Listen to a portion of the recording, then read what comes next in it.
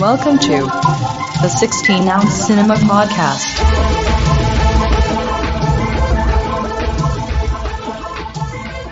Hello and welcome to 16 Ounce Cinema. I'm TJ here with Angus. We're back, motherfuckers. Back on our bullshit, and Michael. Hey. And so we'll see if this episode actually reaches you, because Mike deleted our last episode. Oh my god! I only deleted a third of our episode. Thank you. Which was our Little People episode, right? Yeah, no, that was our Lost. Yeah, was it? That was a good one. I did Little that was Cigars. a really solid one. Yeah. It was a good one. Mike won too, and he got to pick this episode, which was food. But that's gone now. But now this one's here. Should we release the audio of just the two of us doing it? I keep saying absolutely. I may have deleted it. No, really? I don't think I have mine anymore. Oh fuck! What if I just released my single track? I was pretty good that episode, man. So I think it should be out there. Fuck it, Yeah, do it. I'm pretty maybe sure. maybe TJ and I will both get together and just riff on your take. Oh my god! I still have my notes. That would be really cool, actually. Like you guys. Yeah, I still have my notes too, but Beautiful. No, I'm not doing that. We'll do it one Let's day. see. Oh, I still have my track, so they're good. I'm not doing it, and I still have my track. I'll upload it to Dropbox. Angus, if you want to do this, go ahead. I'm not editing half or 2/3 of an episode. All right, I'll edit this one. All right, I'll get it up now as we speak. But before I do, I'll go first with what I'm drinking tonight. I am drinking a whiskey sour with 2 cherries and a dash of their cherry juice. Ooh, Ah. sounds fancy. I am also drinking a whiskey sour. Same way? No, mine's probably better because I'm awesomer. Oh, you're drinking it with rye, aren't you? No, actually, yours was already there, so I just used yours, and then Evan Williams. yeah, and then I put a little egg white in there, and then a little simple. It's good. It's delicious. Oh, I didn't tell y'all. So my you didn't? neighbors, the ones I brought up on the show, who in the past saved my house from flooding. Oh, Yeah, that's good. Chunghwa. Yeah, so the grandpa only speaks Thai. He doesn't really speak English, and he'll come over and leaf blow my yard for me. No, Joy my Noodles, not Chunghwa. Yeah, they run Joy Noodle. Chunghwa for life, dog. No, we had a huge problem. They were serving I like undercooked Chongwa. shrimp and stuff. They got disgusting. Oh no, I they think they're pretty fucking good. But Joy Yeah, they're pretty Noodles is really good.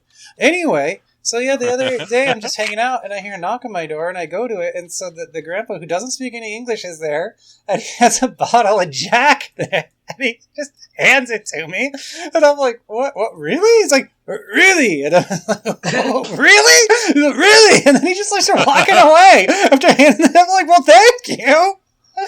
So yeah, he just brought over a bottle of Jack for me. Dude, I don't know. I would take it as that he fucking cursed it or something. Oh, is that No. what I'm drinking now? I don't want it anymore. No, I haven't Dude, you gotten got a into it. curse? No, Oh wait, he I wasn't have cursed. Evan Williams. I think they're so- just also very grateful because they're his granddaughter spends all weekend at my house hanging out with my son. So I don't think know why there's- you said all weekend because she also spends all week here. Yeah, that too. Any free time that she can be here, she is here. What if in his culture, the kid's supposed to drink that, so he gave it to you? Here, don't forget to give her this. Well, I'm also thinking what does she go over there and tell him he's always drinking whiskey? I mean, Oh, oh yeah. god. So You could have anyway, just made a big bottle. and they're The just handle. they're watching our daughter all the time. It makes sense. Here's some more whiskey. Keep watching my kid for me. I don't know. I would not.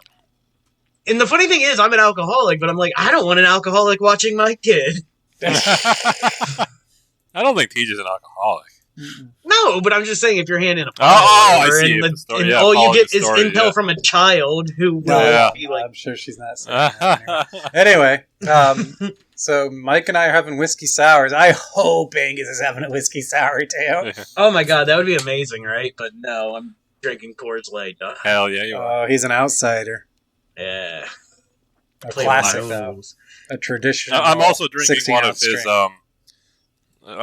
lemon haze IPAs because they this were in there. kind of go good with the whiskey sour, but then they Yeah. start to feel too dry by the end of the beer.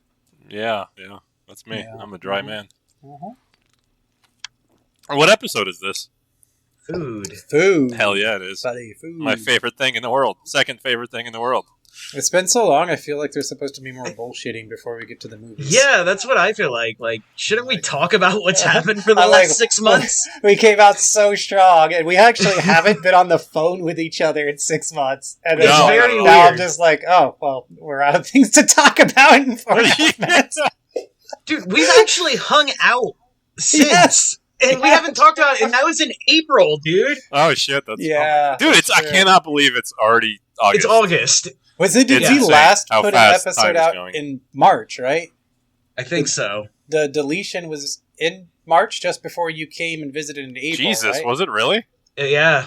Wow. Because we were already at that point just like, oh shit, we didn't know what to do, man. We were in a fucking funk.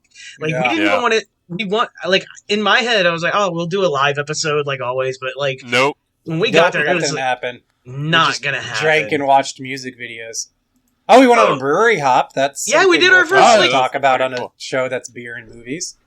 Yeah. Oh, and I got fucking hammered. You guys took my keys away. Oh, dude, that's right. I forgot. Yeah, I Holy forgot too. Until you started Wait, we talking took your about it. keys away?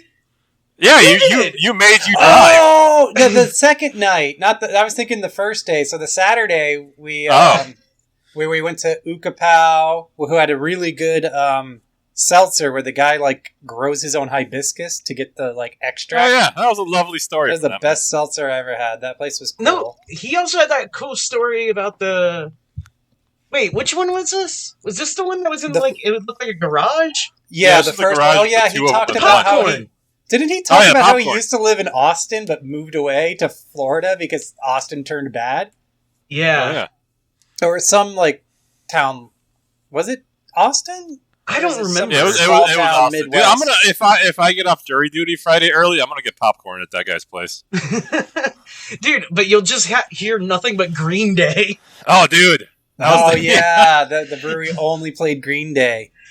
Dude, every other song was Green Day, and it would just be the same like 3 songs. Well, I was gonna say once it started like looping again, we're just like, oh, we gotta go. Yeah, And then I mean, I the guess we breweries could have were asked good. them to like play something not Green Day, but And then we ended the night at the worst brewery in town now, the Accomplice Cider Works, oh my god, yeah. which used to be a Right. cool place, but then we just hung out at a brewery that had no AC on and was serving like lukewarm ciders. cider. Yeah, like Oh. Yeah, that was awful. But like, we didn't talk about the dog place. There's yeah. so So the much. next night we hung out. Oh shit, that was the next night. Okay. Yeah, I didn't know. yeah, I thought it right. was like So a couple hours we went later. to Civil Society. We went to one of their other locations. I don't know if it's their main location or the Jupiter one's the satellite location. That one Wait, was okay. so wait, we did miss a bar here though. No, because from there we went to Coastal Karma, which is the place that reeked of hops and dog. No, so no, bad no, that I'm we talking had about to the drink first outside. night. Oh, I Did we go skipped to the places Mitchell's? that like nothing Michelle's? much happened. We went to Matthews Marshall's? and Matthews. Seymour's. No, dude, that one chick, she put the fucking credit card in her tit, Oh yeah, and we all fucking were just like, "Oh my god!" Oh, dude, That- that was the preppy looking one. I like that. Yeah. preppy. That's the only I thing thought that it- happened in that I entire don't- bar. But was she? I wanted to get it preppy? out She there. was like just wearing like a tank top. No, not Yeah. her. Just I thought the bar was like, because it had baseball, so I was excited about the baseball, and then you guys moved me away Mike's like properly. so like fixated on the baseball, and Angus is like, "Well, she put the credit card in her boob." Mike Like, saw it's- that too. Oh yeah, of course I did. I loved it. That snapped you out of it because we Yeah, both that's just looked true. at each other like, "God damn, Yeah. that was cool." Oh yeah, we were smart too. We drank water the whole day. I've never done. Oh, that that's before. right. We were responsible. Yeah, Mhm. it's not the next night. So after the No. Coastal Karma, the place that reeked of hops and dog, we ended up at Harry's Banana Farm. The best Oh, even though it local reeked of dive dog, bar. I still enjoyed it. I'll say this: I liked it, and I did not think the smell was as bad as you guys are saying. The only thing I didn't like I was got that used to it. bitch. Was that bitch on the fucking swing set who almost hit me Oh yeah, because Oh, they yeah. had a swing set like right in the middle of everything. Oh, and they had to the get to awesome, the bathroom? They had the ship diagram in the bathroom, which was awesome because you could look at this intensely, intricately detailed diagram of an old timey ship while you peed. Oh yeah. Oh, yeah, multiple. If you moved your head around, there was multiple different kinds of ships. Oh, I only saw that. They were all on a. Yeah, they were all wide open. Like, hey, look at all these ship pieces Yeah. or whatever. Yeah, here's the poop deck. Yeah, And, my favorite part of the and ship. then we went to the dive bar. And Mike was like sober at this point, only 2 beers in, and four over like several hours. But yeah, then we hit the dive bar, and Mike's like, Corona whiskey, Corona whiskey, Corona whiskey. Yeah. And making a double. First of all, he was pouring me like at least doubles. He was on the giving whiskey. you doubles. At They were least. big. You asked for doubles. Oh, He I was did. giving you like triple. Okay, I was wondering, But- like, they were glasses. I Here's a swear, glass like, of whiskey, you had son. like this. So like we went out at like 6, and we ended up at the dive bar around like 9:30, 10. And at that point, you'd had I think 4 beers, and then Makes from sense. like 9:45 to 10:15, you had like 8 drinks. It's true. It's so true. It was just like you were just like fall over the bar. Yeah, I remember. Yeah, I drove us home. And I think for all 3 of us there, didn't like I pay for us, and it was like the equivalent of one of our tabs at one of the breweries. Yes, yeah. I think we had like 16 drinks all together, with you having 8 of them. Yeah. And it was like $27, including It a was- tip. Dude, that kind of rules, man. You got it. Yeah. No, That I place was, was, it was cool. Yeah, that's why it's like the most popular dive bar around here. Is this the only place we're not going to give a shout out to? The only one we liked? It was. What? Was it the owl thing? No, it was Harry's Banana Farm. I already said it. I thought, Oh, was remember the owl like we place. could see in their closet? What was it they had like 8 dozen bottles of? Oh my god. And now me and your fascination with John Taffer. Like, Yeah. all I can hear is him going, the fucking outdate on this! It's only good Yes. for the shelf life and just fucking Yeah. losing it. Oh Yeah, my God. I'm watching Bar Rescue and I think of that place because sometimes he talks about dive bars. Like, dive bars don't have to be dirty. It's like, that place was fucking dirty, but it's still It was popular. filthy. We should do a Bar Rescue drinking game episode one day. Yeah, we were talking about creating one. Like, we started some rules, but No, is Mike down? I think that's enough rules for it that we Yeah, came up that's- with. Okay, yeah, I can go with it. With Mike Yeah, down. I like hanging out with you guys. I like drinking. What are you gonna Alright. do? Maybe some Friday night when nothing else is going on, we can just get ripped and watch like a bunch of Bar Uh-oh. Rescue. I don't know if this It is starts. recording though, but we'll have It Oh, fun. starts. The curse is back. Well, yeah, no, He's we couldn't because the only problem is We're that still going. He doesn't give a fuck, dog. He's What? just gonna roll. What? You we lost you for a second. Yeah, you're gone. oh no, I paused for a second. Where did you lose me? I have I don't- no I don't idea. know, no idea. We were talking about the game. I don't know. Well, no, I was saying we could do the drinking Triple H? game, but we would have Oh. to release it as like a commentary only because Paramount is like super crazy Oh. about like their copyright stuff. Yeah. Oh, So- yeah. yeah, Shit. so we couldn't like. I wouldn't even like risk trying to download that stuff. The last time I got hit for downloading shit was for Ink Master from Paramount. They sent me the I wish we link. had at least one guy paying us for this, so we could go back to Murder She Wrote. What was the thing we watched? Silk Miami? Stockings. Silk Stockings. Yeah. Yeah, I would like to go back to it, but yeah, I feel like at this point I would need to be making money to be doing that. So y'all hear that? If we start a Patreon and you guys start fucking sending us money, we'll do it. Maybe in 6 months. Well, no, I'd feel an obligation if I had the money up front, but like, Yeah. I would do I it think- for if we each earned $1, I would be like, okay, we should do this episode. You know, each wow, I was thinking week. Or not 20 each week, each month. I was like, what is my time worth? And I got to edit it. Yeah, it's just for fun. It's not. 20 I mean, bucks like you have each. hobbies. Yeah. I just like the idea that we would get like some kind of compensation, even if it's just $1. Where do That'll we be market to like those hardcore Silk Stockings fans? Do they have like a No, convention just guys or our age something? who used to watch wrestling and not go to bed. Basically, degenerates. People who grew up into degeneracy. I was gonna say anybody that remembers the Attitude Era on WWF. Yeah. Which they is get a- literally like 7 million people. It has to be. 'cause Can you get a they got cameo good from ratings any back of like the main cast of Silk Stockings?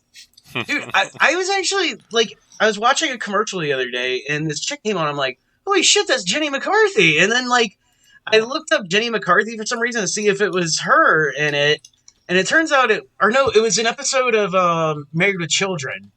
and I thought she was in it, but then I looked it up, and she wasn't in it, but I saw she had a Silk Stockings credit. I was like, oh, good. Oh, that's nice. pretty cool. Jenny McCarthy? Yeah, Jenny McCarthy has a Silk Stockings under her belt. Oh, okay. So then I found the chick that was actually in the episode, and she also has done Silk Stockings. I think every just hot chick in the 90s totally did Silk Stockings once. Did Julie Strain? Oh, I bet. I don't know. I can't look it up. I don't want to. Wow, Silk Stockings ran all of the 90s, 91 to 99. That's crazy. Yeah, it was the entire thing. Yeah. That rules. Okay, so Rob Estes, the main guy, he has a cameo, but no one else does. Oh. So, how much does Rob Estes cost? Rob Estes cost $89. I can see myself getting drunk and doing that if we do a few more episodes. Yeah. I love it too on the cameo. Yeah, actor Melrose Place 90210 Silk Stockings. Hell yeah. Yeah, type. Well, did he play a cop the whole time? Was he like the neighborhood cop in 90210? Oh.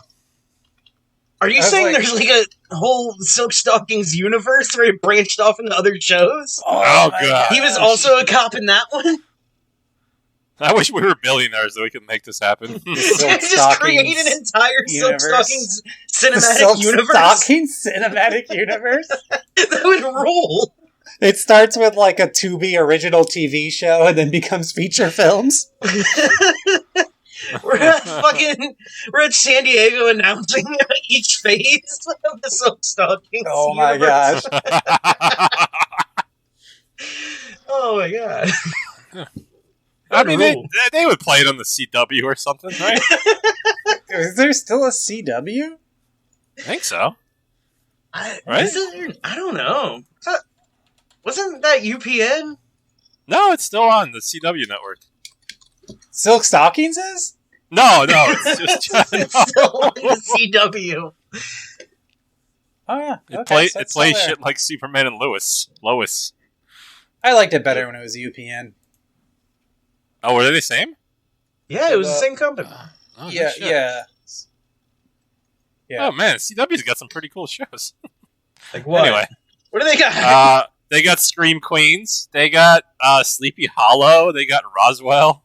They all look cool. Sucked. I was gonna say those are all terrible. I've never watched any of them. I'm just going by the posters. It was okay. They have to follow Kevin Bacon. That was great. Yeah, they have all those shows that you think are cool, but you never watch. But yeah, if exactly. You happen to watch an episode, it's not very good. Dude, that's what I'm saying. They could play our Silk Stockings universe. It's perfect. Yeah. No one would actually watch it, but they'd be like, holy shit, yeah. is this the show? No one would watch it, but CW would keep it for 12 seasons. That's what they do. It would come up right after Riverdale or whatever. Yeah, I think you guys are being too negative. I think there would be a huge fan base for this. Yeah, look at those damn At CW least enough shows, for one of these shows. Yeah. Is still going. Who the fuck talks about Riverdale? Yeah, CW has the DC shows, doesn't it? Like Arrow and all that. Yeah, I just read that they canceled everything in the Arrowverse. So this is our time, boys. That's right. Oh, right, yeah. The Stockings verse. Yeah. But now we've gone 20 minutes about Silk Stockings and bad breweries. I think now we've padded out enough time to talk about movies. For those of you who thought this was a movie podcast, maybe I should put a disclaimer at the beginning. That's how we roll. All right. I'm going first. Yeah. Shit. First I didn't have a shift ready. Maybe I'll come up with one as I go along. Yeah. All right. So my movie opens, and it takes place in Japan, by the way, with his name is William Jefferson. We'll call him Jeff. Angus, does your movie take place in Asia somewhere too? No, it does not. Damn it. Does yours? Yeah. I hope you watched Tampopo. No. Okay. Dead Sushi? It's the sushi guy?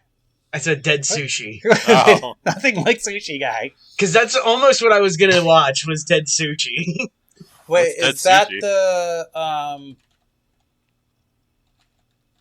God, there were two similar ones, and one was a Ron Perlman movie, and one was actually Japanese.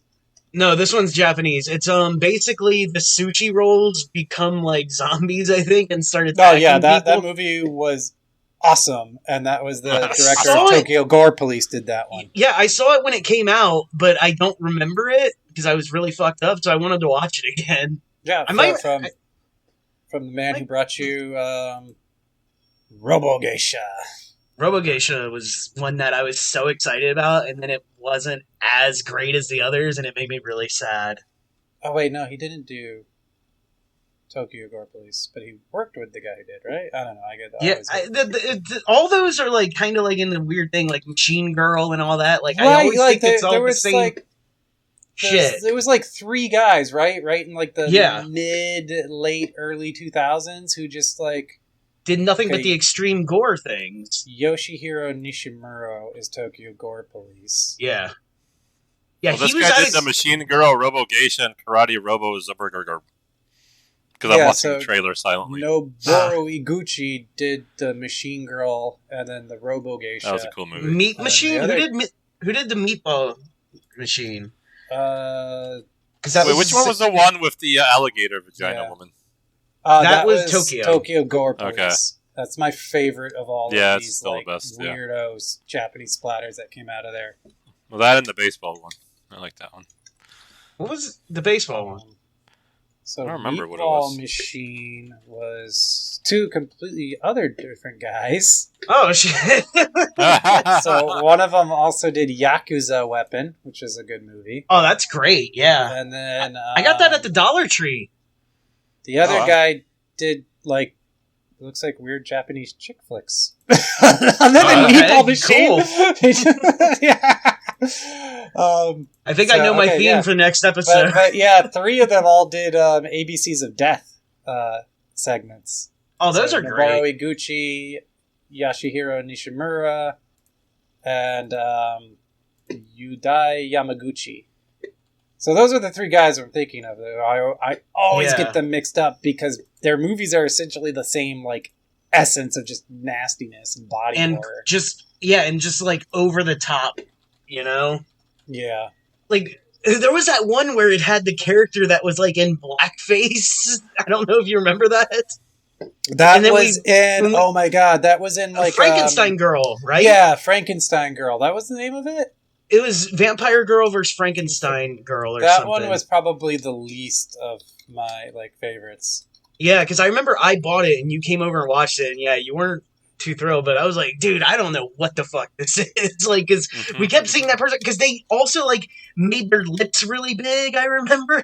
Yeah, no, we did discover this. Like, this was some weird ass fad. Yeah. I forget the name of it. Yeah, but they're actually doing that. Like, they're trying to become black, it looks like Japanese people. Oh, it's called Ganguro, and there was like a very big thing of like, is this racist? Because it just dude, it was totally racist. It's just straight up Japanese girls in blackface, yeah, and it was like a huge thing in like the early 2010s. Yeah, that was fucking wild. And Vampire Girl versus Frankenstein Girl from I think it was like Mutant Girl Squad. Oh, Mutant Girl Squad was great. So that's our Tokyo Gore Police guy. Yeah, that one was great. With the guy who did Stacy, which was a weirdo zombie movie. And Lust of the Dead and Rape Zombie. I haven't seen those. Rape Zombie. I'm in on that one. But Lust of the Dead must be pretty good because this guy directed Lust of the Dead 2, Lust of the Dead 3, Lust of the Dead 4, Lust of the Dead 5. Dude. Jesus. Once you start going, I guess it propagates. You know what I mean? He's doing our first Silk Stockings movie. So Rape Zombie is the original. So he did this, the 5-movie series. This man's my hero. And then the other one, Eat the Schoolgirl. He also did Scissor Penis. Oh, dude, that rules. I hope he's alive. He hasn't made anything in 4 years. What's funny is even as we're going through this, I'm already starting to forget which one of these guys did which one. Well, it's also weird because like the Tokyo Gore Police guy has a credit to like a Meatball Machine sequel in 2017. 2017? Holy shit. Yeah, Meatball Machine Kodoku. I gotta see that. I haven't seen that. I'm surprised there was never a sequel to Tokyo Gore Police. Yeah, it had a fucking cult following. I mean, I think it still does, because, like, that place I sent you... I sent you guys those shirts that website does. God damn it, I don't remember their name, but I got the Event Horizon shirt from them. I posted it on the Instagram. Like, I think that was the last thing I posted back in November. Fucking, I'm just putting the show back to 2021. Wow. No, back in, March, I think. But, yeah, like, they had Tokyo Gore Police merch, like, a couple weeks or a month ago. Maybe I should finally upgrade my Tokyo Gore Police DVD to Blu-ray. I've been thinking of that too with that Machine Girl, all of those. $64 for the U.S. release, but then there's $30 for I wonder if this is region free. Yeah, it's a big problem. Yeah. Anyway, what's the real movie you did? Yeah. Oh, yeah. I started with it. I told you the guy's name, and then we got sidetracked for 10 minutes. All right. So they're all the same guy. That's what we decided. It's Jefferson, and he's a big to-do model, and he's very successful and very popular, and he's like the guy who's like on the Times Square ads and stuff. And his son Jefferson Jr. I'll call him Junior from now on. Tries to do a commercial, like his first commercial as a model, but he's super awkward and super weird, and he can't do the poses, and he just doesn't look right. And so they fire him off the commercial, and then Jefferson beats Junior for being a bad actor. Oh no. And now and he throws him out and basically says, I want nothing to do with you, you're not my son, and kind of disowns him because he can't continue the legacy. Now it's 6 weeks later, and Junior is starving on the streets. And he's just kind of having these flashbacks to how bad of a dad his dad was, where he's having vocal lessons and he couldn't enunciate correctly, so his dad just beat him for enunciating poorly. And then he's walking down the street, he's still starving and homeless, and he sees his dad on a TV, and basically in the commercial he got fired from, and he gets all angry. So his dad took his job? No. Well, sort of, yeah. His dad had the job as the model, and he was trying to get his son into the business, but his son just sucked at it. Oh. So his dad got super mean. He could still do it, though. Yeah, exactly. Oh, I thought he was out of the game. Is he just sad? He's a sad model now, or? Junior? Yeah. Junior couldn't cut it as a model. Oh. He was too awkward, and he couldn't sing or act or anything. Fair. But anyway, so this guy sees him on the streets and takes him in, and so Junior gets a job at a sushi bar, but he's got a problem that he can't stop eating the shrimp. So he's doing okay, but he just keeps eating the shrimp. I would have that same fucking problem. Dude, I could relate totally. Yeah, I was like, this is reasonable. He's just sneaking shrimp all the time. Shrimp is my favorite food, I think, in the world. I'm getting sad. So, now the boss catches him, and the boss doesn't like him, chowing down on a shrimp that should be going to customers. So he hits him with a cutting board. And as you imagine, because he's stealing so much damn shrimp, Junior eventually gets fired. All right, how about this? You can have all the shrimp you want for one day if you take one hit. Would you do it? He hits me with a cutting board? With the cutting board. Across the head? Or how hard did he hit the guy? Or the back? Where did he hit him? Not enough to injure him permanently. I actually don't remember where he hit him. Oh man, that's a big deal. I think I have it on my hard drive. I could just pull it up during Mike's segment, because no one listens to the last person to go anyway. Piece of shit. I know you're gonna do it. The last person to go, nobody's listening to anyway. So I'll just pull it up. I know. That's why I said, "Goddamn!" When I didn't get to call the second. So I'll pull it up then and let you know how hard he hits him, and then I can answer whether I would take a hit every day for all the shrimp you can eat. No, just each day you want shrimp, and you're like, man, I could go for unlimited shrimp today. I'll take that hit. Come on. Oh, okay. So if I'm not at risk at so Junior didn't get a concussion or break bones. So okay. Yeah, if I'm not at risk of permanent damage to a body part or my brain, it's the equivalent. It's the equivalent of paying like Red Lobster the $20 for the endless shrimp. You just take one little whack. Yeah, I would do that. Yeah. Okay, yeah, I think I would too. No, now do I is it cooked or I get to just have it and I can cook it however I want? You can do it however you want. Or is it like either option? I could have it cooked or... Shit, I don't know. Where are we at? Yeah, you need options. You can't just cook shrimp all the time. Raw is 1 hit. Cooked is 2 hits and deveined and all that. And then if 3 hits, you can make it however you want. They'll do whatever you want. The chef will. All right. 3 hits though. Okay. I would probably do the one hitter because it's nice to grill up shrimp. I love grilling shrimp. Oh, so you would just take it home? You're one of those guys. Yeah. Well, my wife does a great surf and turf with the shrimp and steak. On the grill. Well, now how often you gotta get hit for a steak? Yeah, that's what I'm saying. Yeah, that's a whole nother hit, right? Now I get the fucking ribeyes. Like, you're gonna come home bleedy every night. Like, what the fuck? I'll take a really bad hit for the endless ribeyes, and I'll have to take one frozen to like cover my black eye and cook the others.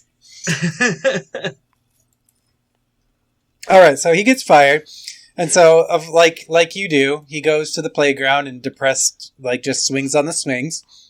And there's a kid that he worked with at the sushi bar, and so Junior encourages him, telling him, you know what, you're going to be a great sushi chef one day.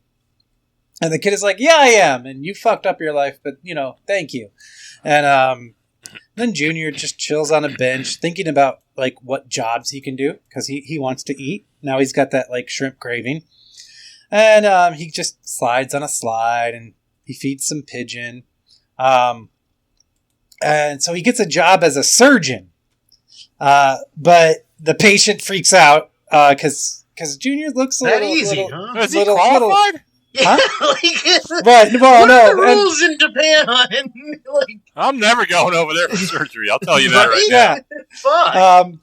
They hired a guy who ate too much shrimp. So then after that, he gets a job as a taxi driver, but he fails at that because Junior really hates rats, and he crashes the taxi trying to run over a rat. So he gets fired for that. No. And so he's super depressed now. So he throws himself into traffic to kill himself, but that doesn't work. So now he's sad in the rain. And now another chef finds him and takes him in and feeds him some awesome ramen. And cool. It's just, like actual Japanese ramen, not like cup I like ramen. That's cool. Yeah, it's very popular right now. Yeah, it's like one of the most popular things. Yeah, it was pho for a minute, and people were like, "This is too hard. Let's just do ramen." And so now Junior stops helping out at the guy's restaurant, and some really chill Zen music plays. This isn't a show for audio clips, so you just imagine like now you're just kind of like, oh, things are turning around for Junior now. So there's some nice relaxing music, like it was my fucking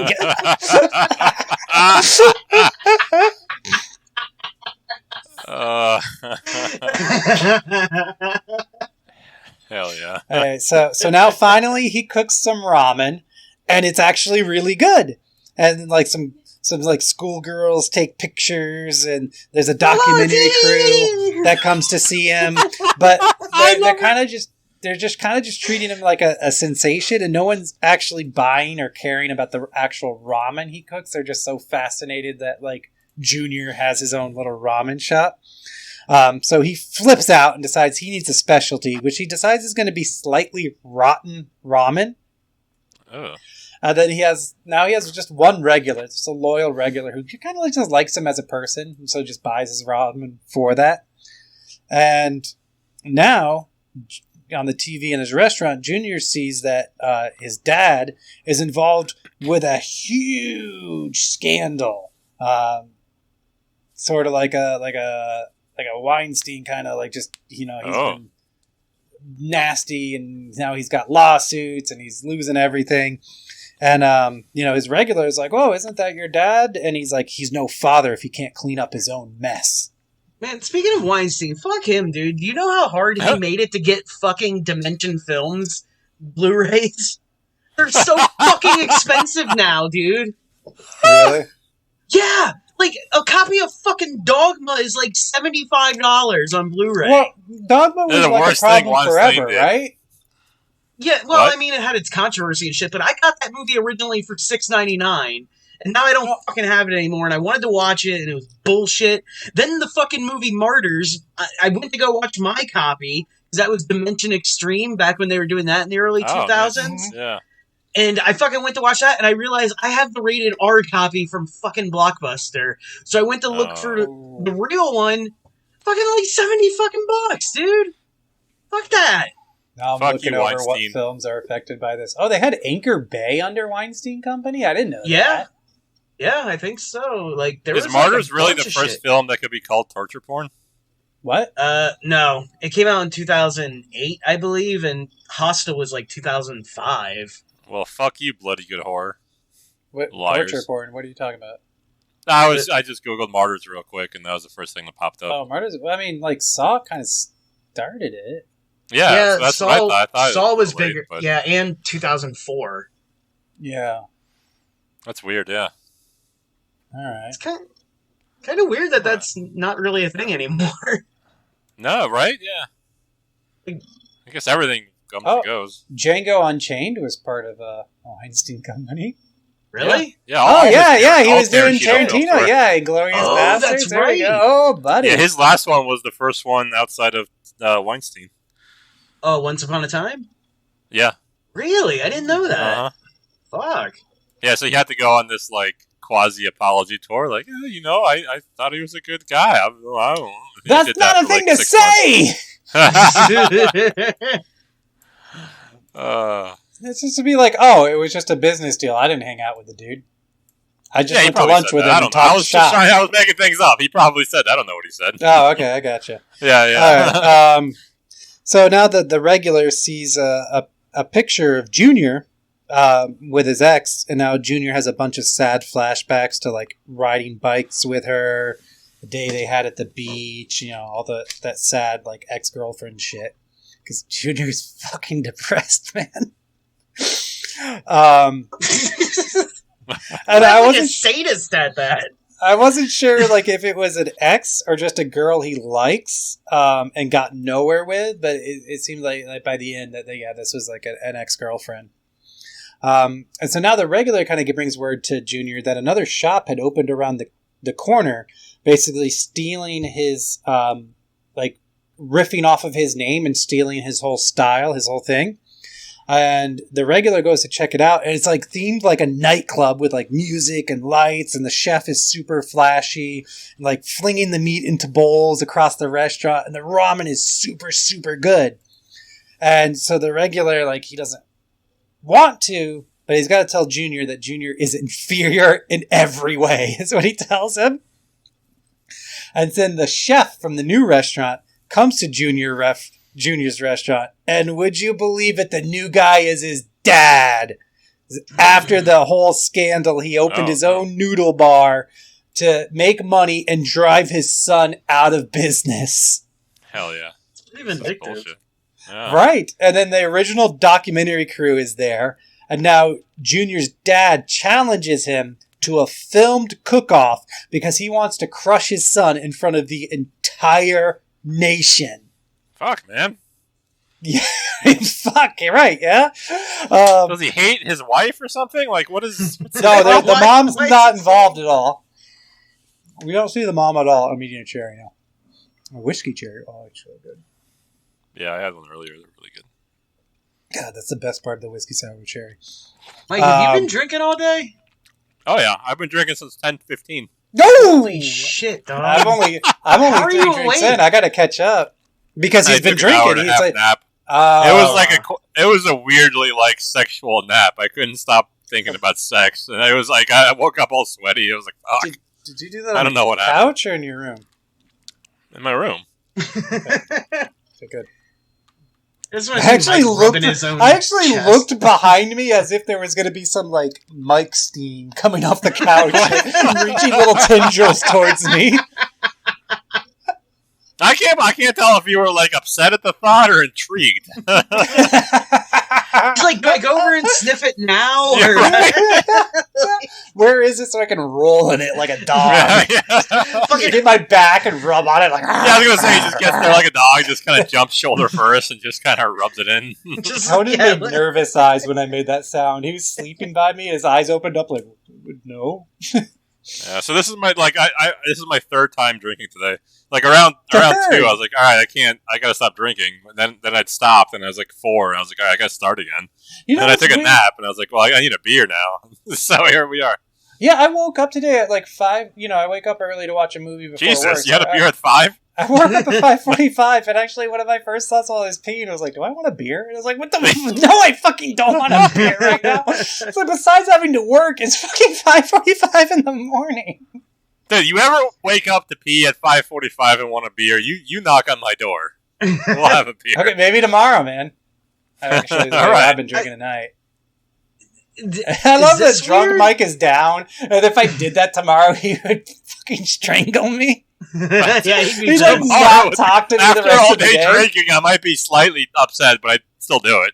Do you work tomorrow?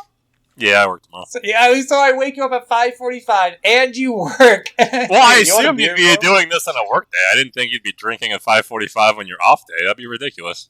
Well, no, that's I work today. I'm off tomorrow. I took my day off. Yeah. All right, so what you doing? I'm gonna go see Super Pets with my kid and my mom. Tell me how it is, because I'm actually pretty interested in it. It looks fun, dude. My kid is stoked. Fun. He's like seen the previews on his little YouTube, and like every time I say it, it's like, "You want to go?" He's like, "Yeah!" Like, all right, cool.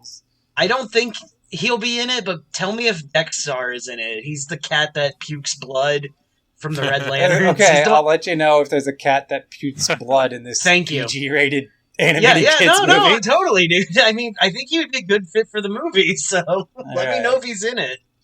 I gotta get one that of those. guy's in it from that show we used to watch all the time. Those like 10% Voodoo Ranger Top Gun themed IPAs there. So I gotta get one of those to go in the movie. Nice. They're pretty good. And okay, so now the documentary crew, the same one from earlier, is there. Did I mention that already? Anyway, yes, I did. So as Junior preps, we relax with some footage of cats. We just see cats, all right. Cat stuff, real cats, in their little cat habitats, like the layered scratching post thing. All right. I love cats. And then after all of his work, Junior has his regular, and the regular has a girlfriend now. He has them try his new ramen, and it's terrible. They say it's hot, raw garbage. Oh. And now he's in the rain again, thinking about suicide. this fucking guy. But as he's there, his old Dude, chef you love buddy. Depression and suicide. You are just you cracking up.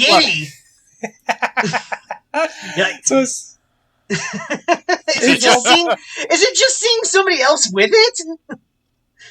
What's that? Is it just seeing somebody else with it? You're just like, oh, good. No, maybe come on. It'll also come through in my selling points, but it's just so heavy-handed in this movie how sad this man is.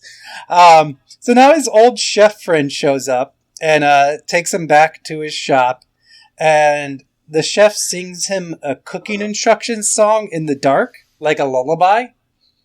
And so then he's, revitalized by this. And so now at the contest, there's an announcer, and he goes on about so one of the judges, and I think she might have been like some sort of like Japanese celebrity person. I should have looked that up. Anyway, he just keeps going on about her boobs, and he's got big boobs and cleavage showing. Oh, yeah. And then in the meantime, Jefferson is just talking shit to Junior. Mike got the hell yeah before I did. Yeah. You were having a beer. I knew where you were. Yeah, I was drinking my beer, and I was like, God damn it, I missed it. And then as Jefferson is talking shit to Junior, then the judges go on like about how great and awesome Jefferson is, and has all his accolades and his awesome careers and how he's recovered from his scandal. And then they have basically no words for Junior.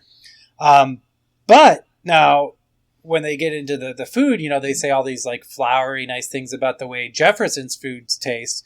And, they're kind of quiet for Junior, but they eat a lot of it. And then they just they're like, oh, well, Jefferson's like the flashy. It is better, but Junior's is the one that you like. That's what you want to eat when you're at home. It makes you comfortable. It makes you happy. So that's the one. So Junior wins the ramen cook-off. And what they say is that a bowl of ramen has the power to make people happy, and a bowl of ramen can save a life.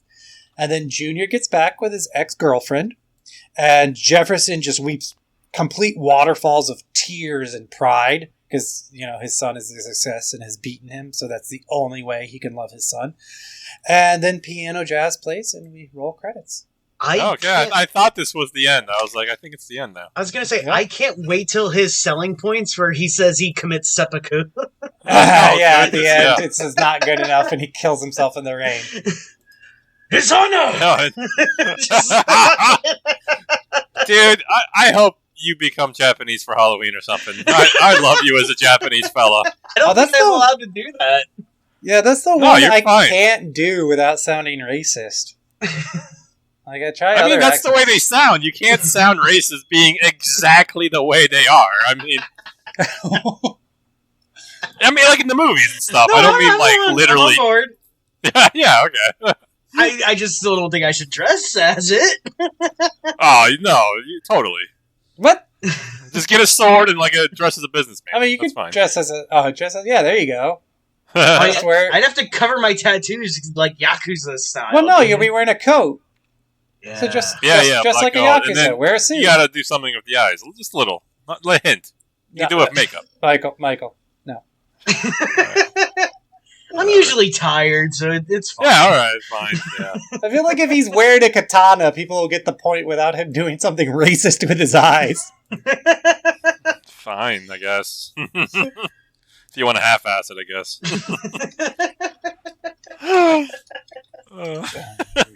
My two front teeth are a little too small. I looked up American Yakuza cosplay. There's a guy with an eye patch. Oh, you can just wear sunglasses. There you go. Ooh, dude, you're right, yeah. And it's so squinting away under him.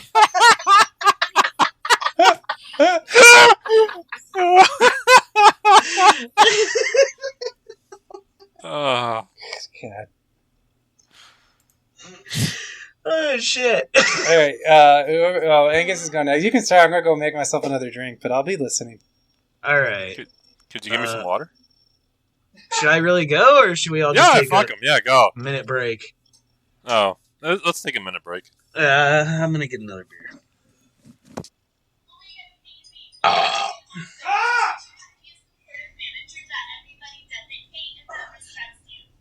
Did you hear that part? Because Michael yelled at Cody. What?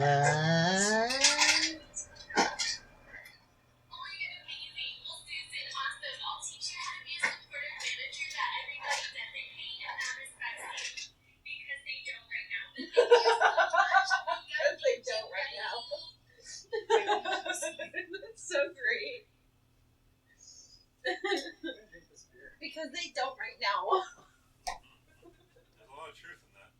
Huh? There's a lot of truth in that. I like that they couldn't hear Angus going bye and saying the sounds from the TikTok, but Angus could hear the TikTok and I could hear Angus. Dude, it was so fucking weird. I could hear that clearer than I can hear you talk. What, the TikTok? Yes! Oh, really? I was like, how does it sound better than TJ does on the mic? That's funny. Higher pitched voice, I guess. Are we recording? I didn't don't turn know. it off or delete my track yet. All right, so we still... All right. Yeah, let's roll. We ready? All right. Yeah. Roll, Okay, so let's stop roll, and delete roll. now. Don't touch that button, Mike! Oh, no. Oh, that's it. Mike did it. I fucked up. It's my fault this time. All right. So the movie that I chose is something that I remember watching a lot as a kid. Like, I mean, young, like 8 and under. I had it, like, I guess it would be on TV a lot, and I would watch it. And then they had a cartoon for it. Oh. Oh. So which one of the guinea pigs did you watch? Guinea pigs. You watch it under 8. They had a cartoon. Oh, So no. I guess I just slipped into a different reality where they had a guinea pig cartoon. All right, Okay, I watched. never mind. I fucked up. I didn't get it. Move on. Yeah, it was bad. Move on. It's the What's quickest funny is thing I could got think it, of which to is say, weird. and I was just like, oh no, this is fucked. Now we're done. I killed it. And Angus is still hanging on to it, trying to figure it out. I still don't know what's going on. That's fine. I smoked a lot of weed. All right. The movie that I picked was Return of the Killer Tomatoes. Hell yeah. So the thing was, I remember watching these movies as a kid a lot, but I didn't remember a fucking thing from them. They run like fucking TNT all the time. All aren't they? the time, dude. Dude, Like, yeah. Up all night and shit with Gilbert. Yeah. So, Oh, with Gilbert. dude, Gilbert ruled on that, man. That's where I fell in Forgot love about with the that, guy. yeah. R.I.P. Anyways, Wasn't there like a stupidly famous person in this movie? oh yeah, we'll get there. Okay. Alright, cool. I mean, insanely. Okay, I'm excited. All right. So I watched the first one like about a year and a half ago, Gotta hope it's John And Stamos. and I was, oh, dude, that was cool. John Stamos? You found a new pronunciation? No, Stamos. Oh, Stamos is always the one, yeah. Yeah, Stamos. I thought he had a different wrong pronunciation. John Stamos. I think Mike is realizing he's saying it wrong by accident. Yeah, I'm looking at my screen going, Yeah, wait, what? What do you mean? It's Stamos. No, don't listen to him. Stamos. John Stamos. I hope I meet him one buddy. day. Stamos. It's Stamos, dude. What the fuck? Why do you guys not know Stamos? That sounds ridiculous. I have the worst one to work with. I'm sorry. Stamos. Like, It Fuck, sounds I'm like you're going. like a dollar store cereal. Stamos. Part of a complete nutritious breakfast. Dude, if he did a breakfast cereal and was on the cover of it as Stamos, man, I would buy the shit out of it. Oh, fuck. Google told me how to really say it. That's so funny. Oh my god. How do you say it? John Stamos. Oh my god. Weird. How is there not like a Stamos cereal? I don't How know, is there man. not? It's a wasted opportunity. Fucking Yeah. Kellogg's, get on this. Should I get my our Twitter back from Nebraska? I don't know. Ask Nebraska. Alright. Does he- No, you should have. Make the fucking intern do some work now that we're back. I haven't talked to him in 6 months. No, that doesn't matter. Does he He's want this probably shit not on his underage resume or anymore. not? Does he want a reference? Hold on. Does somebody have had all of our shit for the last 6 months? Yeah. Yeah, he has all our facts. And none of us have spoken to this person? Look, right. if he wants to get into a fucking Ivy League school, he better get on his shit and make this fucking Twitter work. Otherwise, he's going to fucking Nebraska Community College. My God. Good luck, kid. This is still my my favorite thing. I'm logging in right now to see what's happening. Yeah, he may have turned 17 since the last time we talked to him. The guy's It's almost- 19. Almost an adult. So stupid. Now I'm waiting for Mike to get like confirmation until he's Are you talking to him in geez, our the group password's chat with wrong. him or privately? Huh? Are you talking to him in our group chat with him or privately? Oh, no, I'm trying to log into Twitter and the password isn't correct, which is Oh, no, he changed it! Oh, no! His 17-year-old Fucker! I knew this was gonna happen! I'm sure he didn't steal it. I'm sure something. There Yeah, goes it's our still up. There's YouTube nothing channel. crazy on it. Yeah, he just hasn't done anything since March, which is reasonable. Okay, that's good.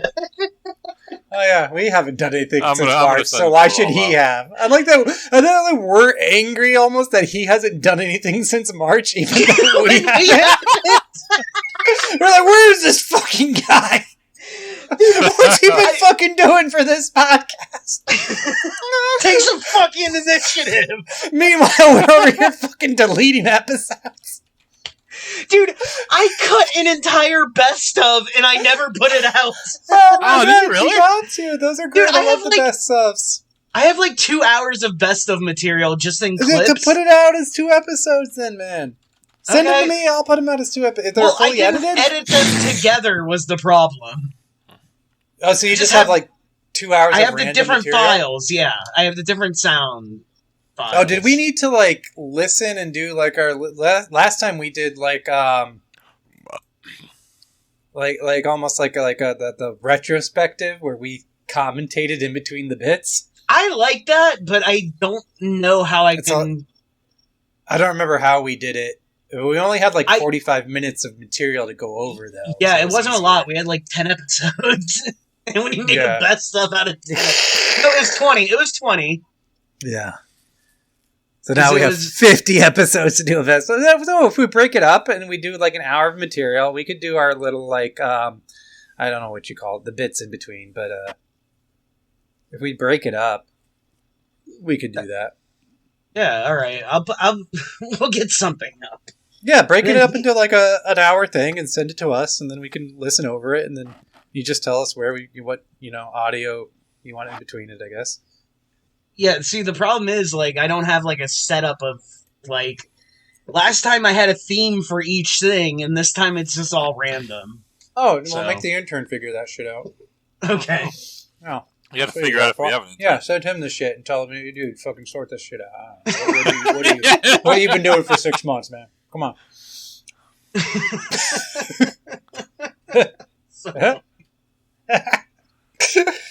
Oh, Shit. man. There was something else I was going to say, but I forgot. Oh. God damn it. It had to do with that. Whoa. Angus is turning into a robot that I can't understand. All right.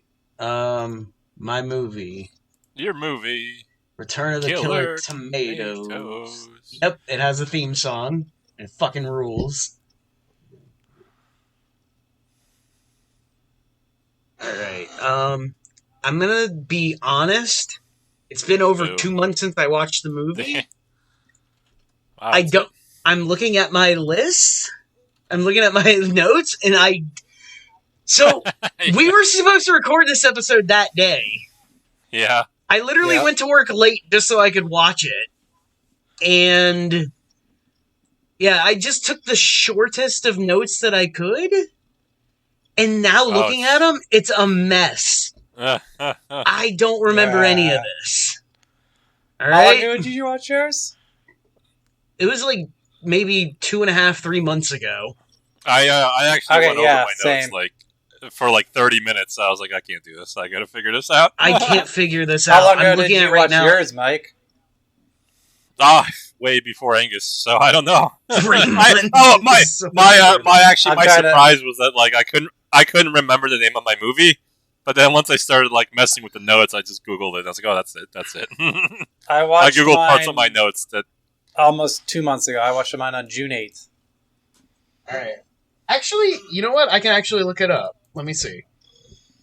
Oh, you can. Uh, Wait, where do you yeah, notate I didn't think about it? that. I could just You're not on my updating phone. on Letterboxd. How are you like I did log mine- on your phone when you watch movies, or just when the notes were created? What? No, the notes created June 21st. So actually, it wasn't as long. Oh, okay. So wait, That who has shows the how longest many time? times we were supposed to do this episode.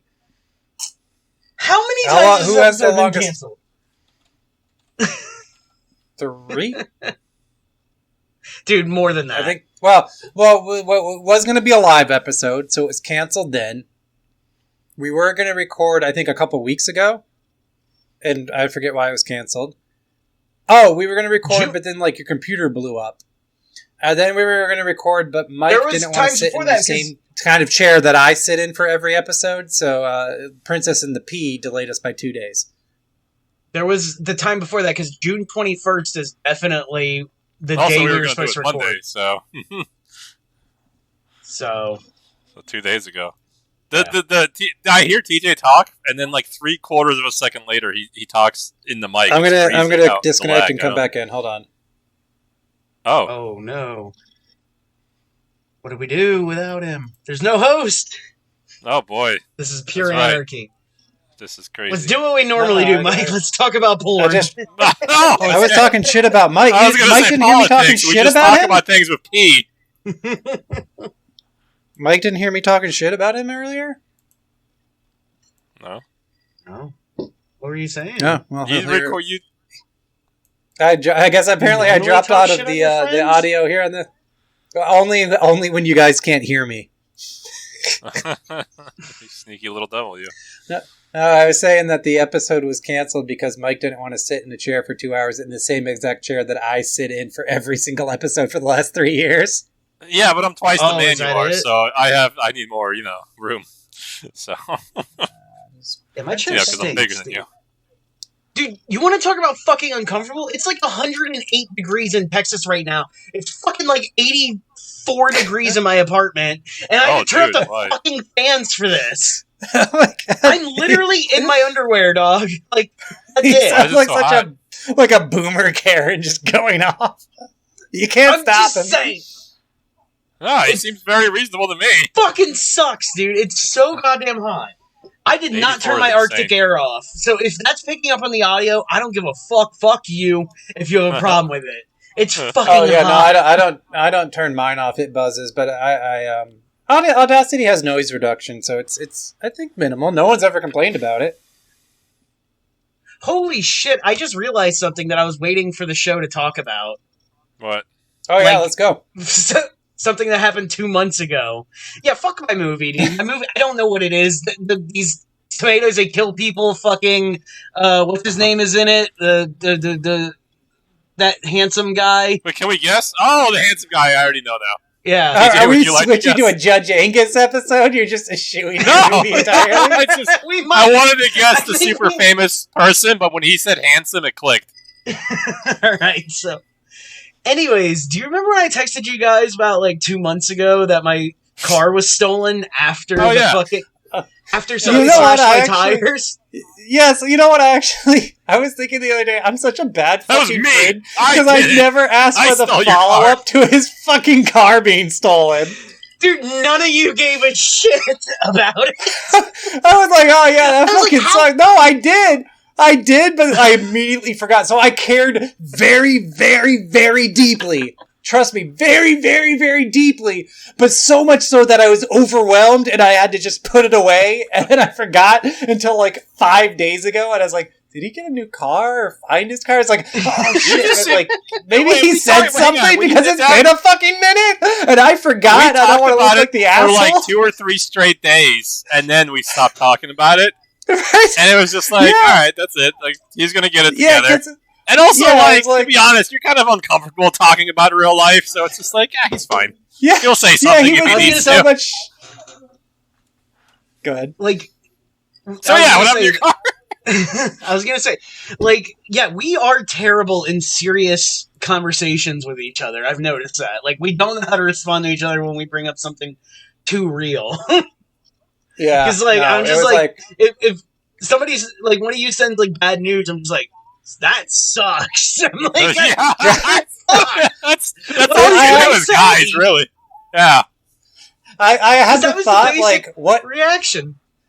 I had the thought like what Angus is going through right now with like the computer blowing up and then the tires being slashed and then he bought new tires and then the fucking car got stolen. I was like, damn, this is almost like the second worst thing that's ever happened to him since his divorce. And I don't know how to respond to that at all. Dude, this was way worse than the divorce, in my opinion. So, because it was all just Well, like well- one thing after another. Wait, see, do you not Well- have a car? Hold on, we'll get there. Oh my god! Okay. Oh, okay. I was gonna say the only reason I thought the divorce was worse was because you actually called me for that. And when when any of us actually isolated calls each other, we all start fucking shitting our pants. Like I can just call Mike randomly and just kind of be like, oh, maybe I thought he's at the store, and I call him and he'll just like fucking shit his pants. Like, why the fuck is TJ calling me? What's going on? Like, same thing. If I get a phone call from any of you, like, immediately shitting my pants that something's wrong. Mike accidentally sent a thing through the group the other day as a call, and I fucking stared at the phone in horror. I was like, "Oh my god, something bad has really fucking happened." Yeah, I'm like, I need to talk to both of you. Yeah, one of us accidentally, we still don't know if it was me or him. One of us accidentally butt video dialed the other, and then we both pulled our phones out of our pockets and looked at each other in the video chat, and we both were just like, what the fuck? And like, did you call me? I don't know, I didn't call you. It's like, is something going on? And you talk to me? He's like, no, I didn't call you. I was like, I didn't call you. And we just hung up, and like, I was at work, and I don't know if he was at work at home, but we both freaked our fucking shit, because like, and also like that unflattering, like, looking down at your phone angle. Holy shit. What? So you were going to get to the car, whether you have a car or not now. Oh, yeah. Okay. I'm glad we're finding out on the show. Yeah, I've been wanting to save this. All right. So Friday night, I had a concert I went to. Rings of Saturn is the band. Oh. No. This was back in June. Oh, right. Okay. So, like 2 days before the car was stolen. So I went to this show, right? And then I didn't notice because, like, she drove to the show. I got a little tipsy. I'm not gonna lie. I drank a little bit at this concert. As you do. As I do, which is fun. So. Yeah, so all of Saturday, because that was a Friday night, we got back, everything was cool. On Saturday, we just went out, whatever. Sunday, we were like, oh, fuck, man. Like, I kind of want to go to Barnes & Noble. You want to go to Barnes & Noble? Yeah, let's go to fucking Barnes & Noble. We're all excited and shit. And we go down. Are they still cool? Is it still cool to shop Barnes & Noble? I like it for the vinyl and the Criterion 50% off. Oh, I never go there for the vinyl. That's a good call. Yeah. Okay, anyway. Dude, I've gotten some fucking awesome vinyl there that's, like, super rare now. Like, I got the Beavis and Butthead soundtrack. Fuck, what else? Like, Do America soundtrack. I got, like, a rare copy of The Offspring's first album, like, because it's their own color. Fucking... They used to do signed records, kind of like that Meatloaf one you guys got me. Oh, yeah. The Meatloaf album, the worst Meatloaf album ever. Yeah. I never opened my it. Next, I framed it, but I won't open it. Don't open it. Don't listen to it. It's very depressing. Kind of depressing in the rain, like my movie. Anyway, so you went to Barnes & Noble. So, no. We were going to go to Barnes & Noble, and then we looked outside, and we're like, shit. I don't see my car, do you? And it's like, no, where the fuck is it? Because I park in the same spot all the time, right? Please tell me you said, dude, just my wait. Car? Yeah. Oh my god, there's aliens! Yeah. So, a dude, where's my car situation happens, and the week before I got a thing put on my car... Oh, yeah. Saying that my car looked like it was abandoned and unoperable, so they were going to tow it. Or my apartment complex was going to tow it. So I was like, operable. Yeah, dude. I mean, the car sucks. Like, you guys know, I can't get in through the driver's side. There's no AC. I can't roll the windows down. It's 108 degrees outside, and I'm in this fucking torture box. You know, but it's mine. Somebody slashed the tire, so I had it on the jack for a little bit until I was able to change the tire because the fucking bolts were stuck. I had to literally jump on it with all 230 pounds, fucking ramming this thing like to fucking get the bolts off because they were just so rusted on to get the fucking wheel off so I could put the donut on. Anyway, so it was on the donut, so I thought everything was fine. I went to the fucking property people the next day, and I was like, hey, you guys put this fucking sticker on my car saying you're gonna fucking... And this is before. This was Thursday. Before the show, before the weekend. And I was like, hey, you got, like... And my girlfriend went with me, too, and we were like, hey, my car sucks, but it's operable. We're just using hers for the moment. Too bad we're not a bigger show. Nope. We could just have like a Patreon rush. Like, we'll do 8 episodes of Silk Stockings if you buy Angus a new car. Oh man, please, just the down payment. I would appreciate it. So they were like, all right, done. We're getting your car off the list. First thing we thought is, oh my god, they towed my car. They towed my fucking car after they said they wouldn't, right? And we're just like, fuck, what do we do? I was like, all right, I guess I gotta contact the insurance. Let's report the car stolen. We call the emergency police, you know. Right. And a guy comes out about 45 minutes later. I'm talking to the dude. He's really cool. Like, he's a cool fucking dude. And, like, he's, like, asking about the car and stuff. And he's telling me, yeah, man, I gotta be honest, like, it's probably already gone by now. It's probably already... I'll check out, like, these areas where it might be at. He's like, is there anything that, like, is recognizable at the car? I'm like, there's tons of stickers. You guys know all my stickers. And, like, I started mentioning a bunch of them, and then I said Cannibal Corpse. Like, oh, I know Cannibal Corpse. I'll look out for that. Which is kind of cool. What is you and cops who like the bands you're into? You got a speeding ticket because you said you were on like the ICP show. Dude, that ruled. That was the coolest thing ever. He was like, yeah, I love that song, fucking Bitches with ODB. Yeah. Because we were going to see Shaggy 2 Dope. And then, like, we had the shit in the trunk, the sodas. And we were like, hey, man, you want a fucking Dr. Pepper? He's like, I'm on duty. He couldn't have Fago because he's on duty. Dude, he fucking ruled. That reminds me, remind me of my cop story when you're done. I don't want to jump on your story. Oh, okay. Yeah, I'm totally into it. So I'm talking to the cop and shit, and he's like, everything you're saying is true, right? I'm like, to the best of my knowledge, yes, sir.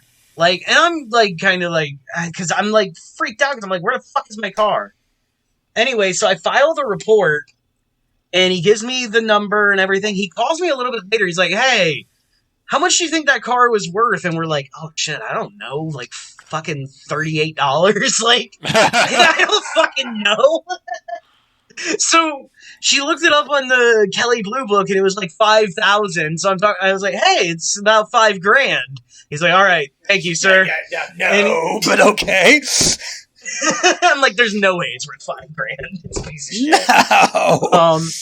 So then I was just like, "Oh, maybe I should have said lower," like, because I felt bad about it. Anyways, so I fucking. We're like, okay, we'll take your car. We'll still go look and see what they have at Barnes & Noble. We go. I find nothing. We come back, and we're driving through the parking lot, and we go around the corner. There's my car sitting there in a different parking spot. It was just blocked by a truck. What? So you were just like fucked up and forgot where you parked? So that night when I was at the show, we came home. My car, I moved it into our official parking spot because you only get one official parking spot per building or per room, right? At our apartments. Yeah. So per apartment, you get one fucking thing. So my car was there, and when we got back, I was drunk. I'm like, hey, my car is a piece of shit. Your car deserves to be in the carport. So I moved it out. And my regular spot was taken, so I guess I put it down at the end and forgot. So I stole my own car. You just fucking forgot where your car was. That is a dude, where's my car thing. You dumb fuck. That's amazing. Oh my god. I stole my own car and reported it. It was literally... Dude, the cops were around the corner, and there was no way he didn't see that car. Oh, wow.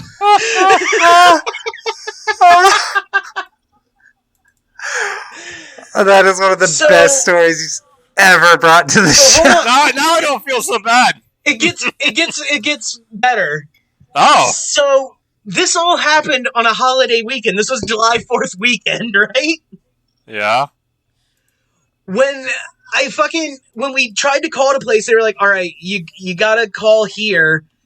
It was closed until, like, Tuesday.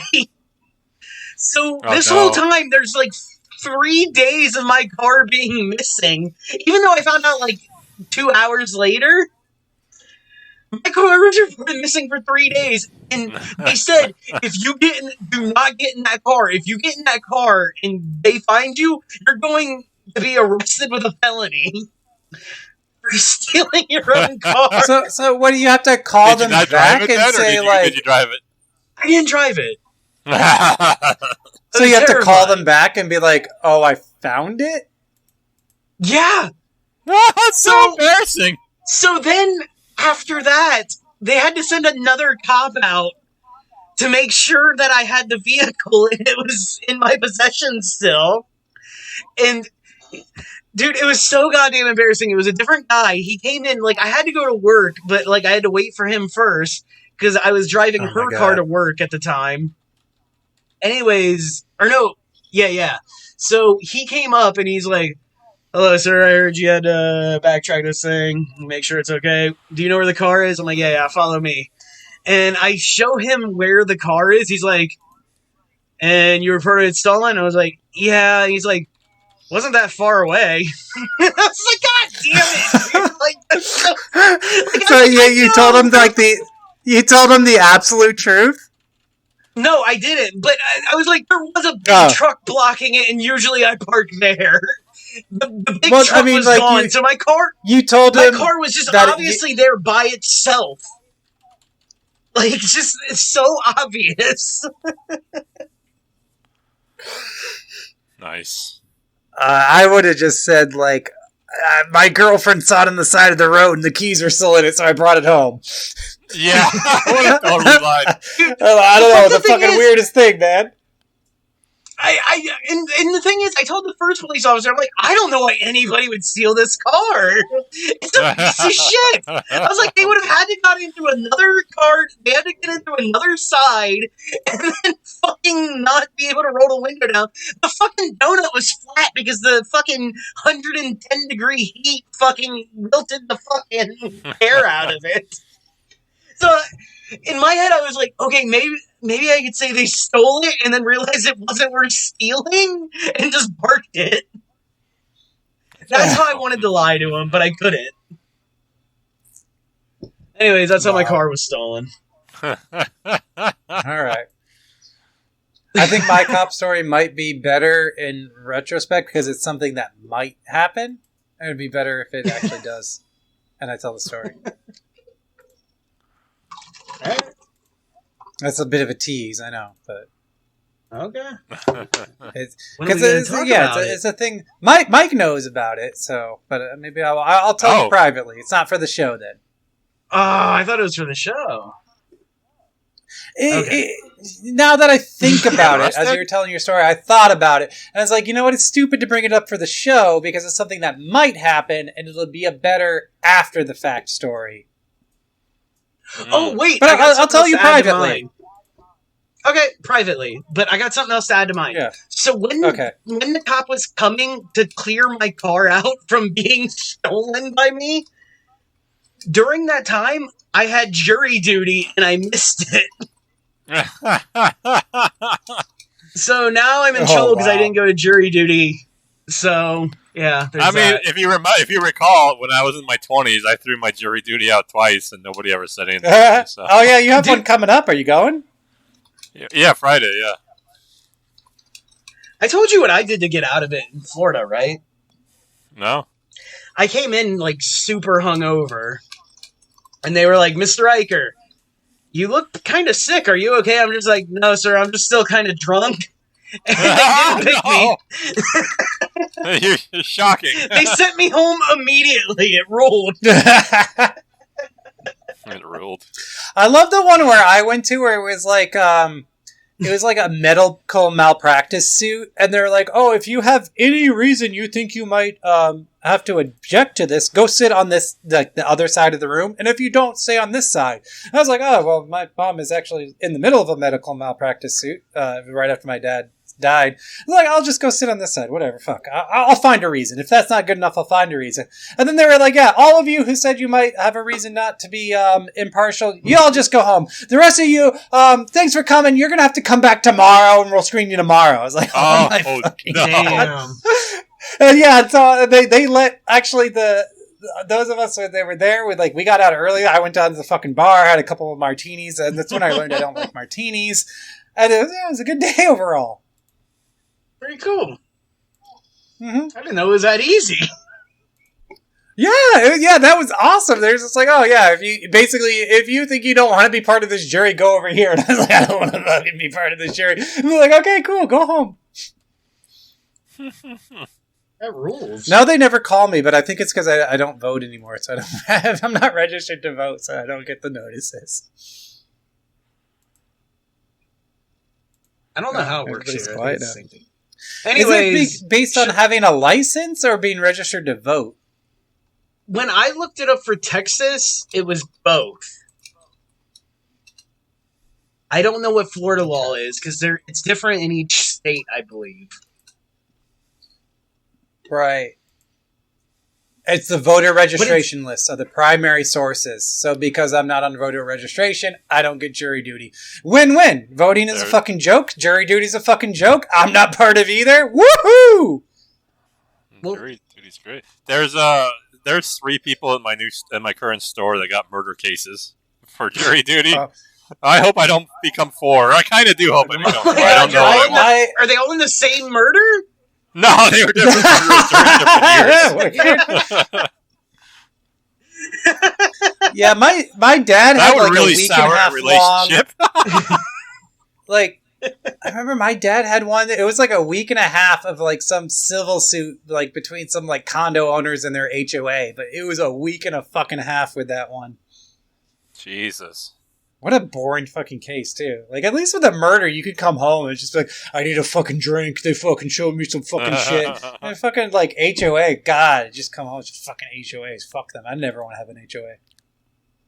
Dude, is this weird? Like, what if we just hired people to be jurors, like, that wanted the job? Would that work? Yeah, train them to be impartial and stuff? Yeah, be good so jurors. Like lawyers. Like you you go to school and you become a professional juror? That would rule. Dude, I would do that. Like judges, right? Judges have to be impartial, right? So yeah, why couldn't we just say, why couldn't there be 12 impartial jurors who are going to be just as impartial as the judge? And if they are professional jurors, they will then know the law better. This is the thing. You start off as a juror, and you could work your way up to judge. Yes. Like, that's your incentive, is you want to be a judge, so you gotta fucking grind out these years as a juror. Okay, so there's already a quora. So why don't U.S. courts just hire full-time jurors instead of randomly pulling from the community? It would cost more. They would be vulnerable to political pressure. They already waste our tax dollars. Why not waste these are all things true of normal jurors. They would be vulnerable to stereotypical thinking. The last 50 defendants were blatantly guilty. The citizenry would trust court verdicts even less. That's the only valid point of 5 points. So yeah, that's the only thing I could think is like the general public would trust it less if they were from a process. But the rest of the points are bullshit. That's the only reason I could understand. Like, yeah, if we are pulling them randomly from the general populace, then because they're agreed upon by both the defendants and the plaintiffs, then from just random ass people, okay, I get that. And there'd be less public outcry, in big cases. But then, you could have maybe you could have professional jurors for your run-of-the-mill cases, and then your big, like, high-publicity cases, the defendants, maybe, like, the lawyers could say, oh, no, we need the general populace The jurors special for this counsel, one. and that'll be the general population. Right, yes! Dude, and then the judge could say, oh, yes, you're right. So, like, George Floyd, take people from everywhere in the country. Yes. Yeah, no, you're absolutely right. So yeah, your civil case against the fucking HOA, those are the hired help. Yeah, they know you're what the George fuck Floyd. You're George Floyd. Yeah, nope. We got to reach out to the community. We can't have the hired hands. Dude, it would be like an American Idol search of jurors. That's what I want. So yes. Holy shit, both. That would be a brilliant. We have our cake and eat it too. So dude, yes. All right. They record that as a television show. The government puts out that television show, makes money off that show, and then, yeah, dude, and then less taxes. Come on. Right. So, yeah. So all those reasons, the only reason that's valid, yeah, you could just say you have a caveat in the legal system. So normally, yes, you have hired jurors, people who've been trained and schooled to be jurors, to be as impartial as a judge, but to a lesser level. And then you have the option for a lawyer to say, I don't want that, to appeal to the judge. And then the judge could say, okay, yes, this is maybe a high-profile case, this is a sensitive issue, or there's other extenuating circumstances that require us to reach out to a juror pool of the community rather than a hired jurors. You know what's funny is this goes like against all my libertarian things that I kind of believe in. Like, cause now I'm asking for more government. If you're ever on trial and you're guilty, would you want the jury to do it or one judge? Because you can pick, right? Yeah. I would want a jury. I think if I was guilty, I'd want a jury, but if I was innocent, I'd want a judge. Which hopefully no one listens to this if I'm ever guilty. And I know. If one of us gets something, I hope they give us the choice. The thing. Either way, I want a jury because the jury is 12 people, right? Between 12 people, someone's going to be on your side, right? And if you have someone very persuasive, they're going to get all 12 on your side. Versus if you have a judge, whether you're innocent or guilty, that's one guy. And if he, the dude doesn't get his fucking blowjob last night that he was hoping for, and today is, the verdict. The blowjob factor. I didn't think of that. Right. Yeah. So, no, I think that definitely the jury system is very smart. But, yeah, I think we could have a balance of, all right, those run-of-the-mill cases, like I said. You have the 12 jurors, right, that are hired. You have the fucking judge that is also part of this. We have 13 cocksuckers that go along and just take care of each one so they're all good. Or, vagina eaters, yeah, because there's women in this jury pool. All right. So, yeah, dude, just everybody gets their fucking head before the fucking trial. And then, that's... Everybody's fucking level-headed. In the scope of, post-nut clarity and, the way people actually behave, that makes absolute sense. But in the scope of, how the fuck much are they going to tax us for this shit? That's the problem. Yeah, because you're already paying 13 whores at that point. Right. So now they got to pay the jurers with the 13 and others, yeah. The prostitutes. Shit. Right. So, I mean, it's a forward step for the sex workers. All right. But a backward step for our taxes. Maybe one person can take on 4 people at a time. Hands, vagina, or butt. I think four a day. But there's got to be... I think we can do it. But also there's got to be, some, I don't know, some separation of the jurors in this situation. Because if I'm number 12... and I know I'm number 12, I'm feeling some sort of way about that. Because, I got my jollies, but, there was 11 other people who got their jollies before me on this same person, I don't know. I might go into that only a certain, way. Only 2. Because that person would have only jerked off either 2 cocks or taken 2 cocks in her. But I guess Three. on the other hand Fourth. too. I guess on the other hand too, while you're waiting for it, you're like, I gotta. There will be women, so they're not getting. But then out. after the fact, you'd be like, I had to wait for 11 guys, but whatever, I still had fun. Yeah, so yeah, you could still give a good verdict at the end. Yeah, I think so. This is fucking brilliant, dude. All right, so we're going to add this to our platform. Is basically hired juries, hired prostitutes for the juries, acid spiders for crack addict control, moon prisons, homeless, and that's what we stand for. Yep. That's we the just 16-ounce for way. like 20 fucking minutes we talked about juries. You know, I'm not. I'm not in. I'm not sold. On this. I was gonna say, Mike was oddly quiet. On what? there. On the juries? You're not sold on hired jurors?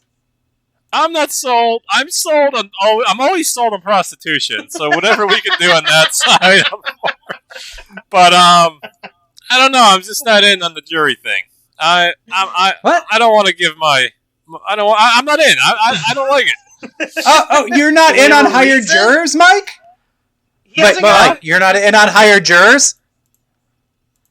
I don't know. It just seems like such a big step. Okay, Mike. Whereas, can I say, like, if you're prison, Mike, like I get, Mike, if you're not on hired jurors, can I say go to fucking jury duty then, bitch? You just fucking cloud it out like, oh, I dodged jury fucking duty, and then, but you're against the hired jurors, so go to fucking jury duty. Yeah.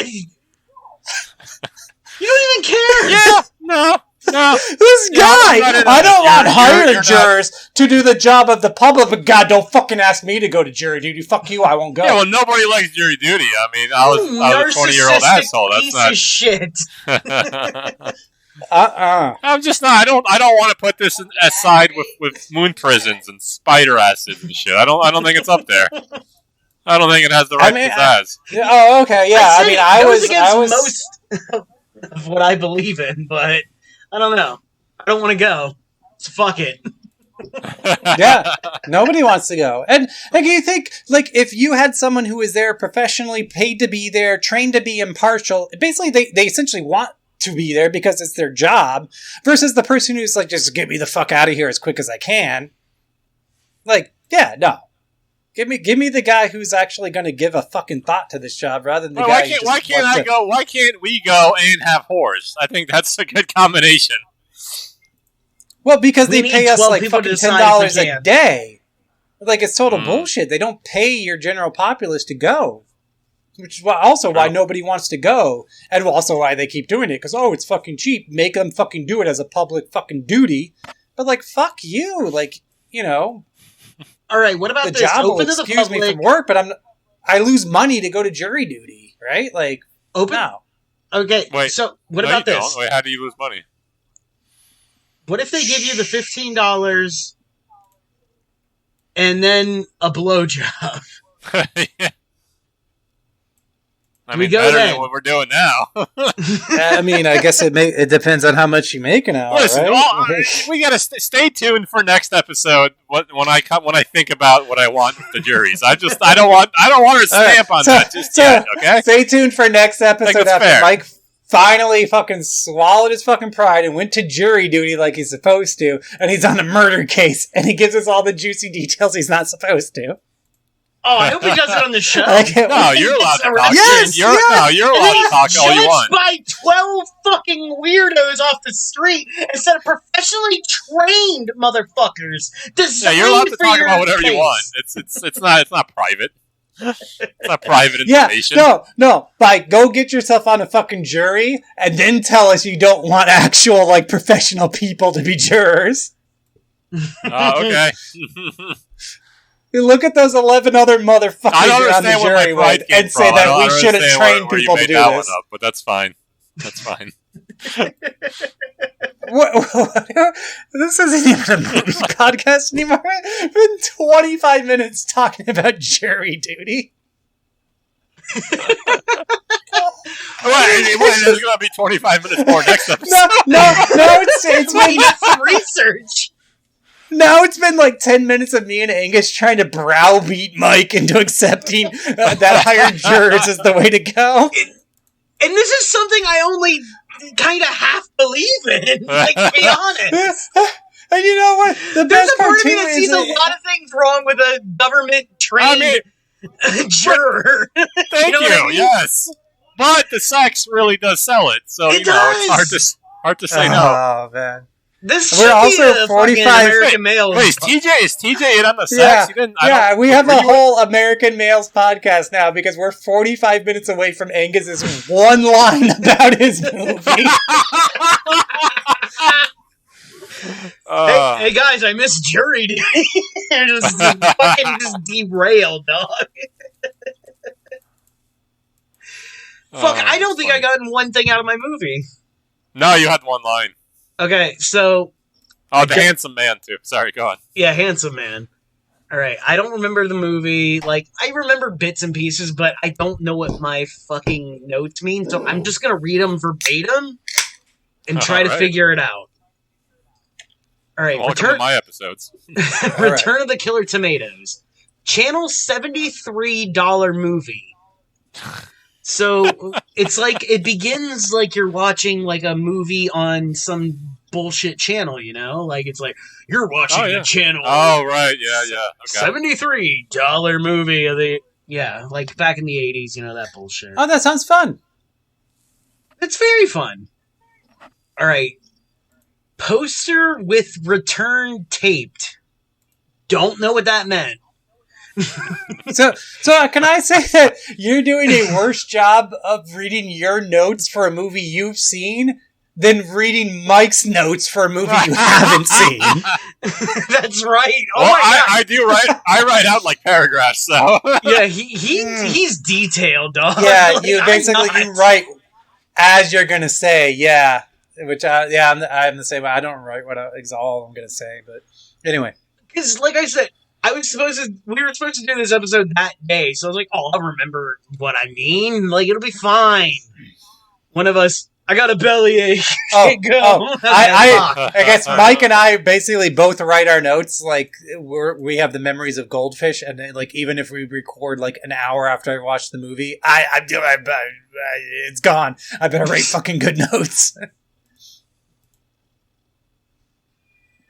All right. Win All right. 9.22 with the secret word the. Bikini Girls! Bikini Girls! So they were saying the secret word of the show is the, and you'll win $9.22, I think. And then it switched to a movie that was like all about bikini girls, and they're like, "Oh no, Hell we yeah. played the wrong movie." So then they put girls. in the right movie. Secret word the. Yeah, no, they did. The went immediately and got the secret word.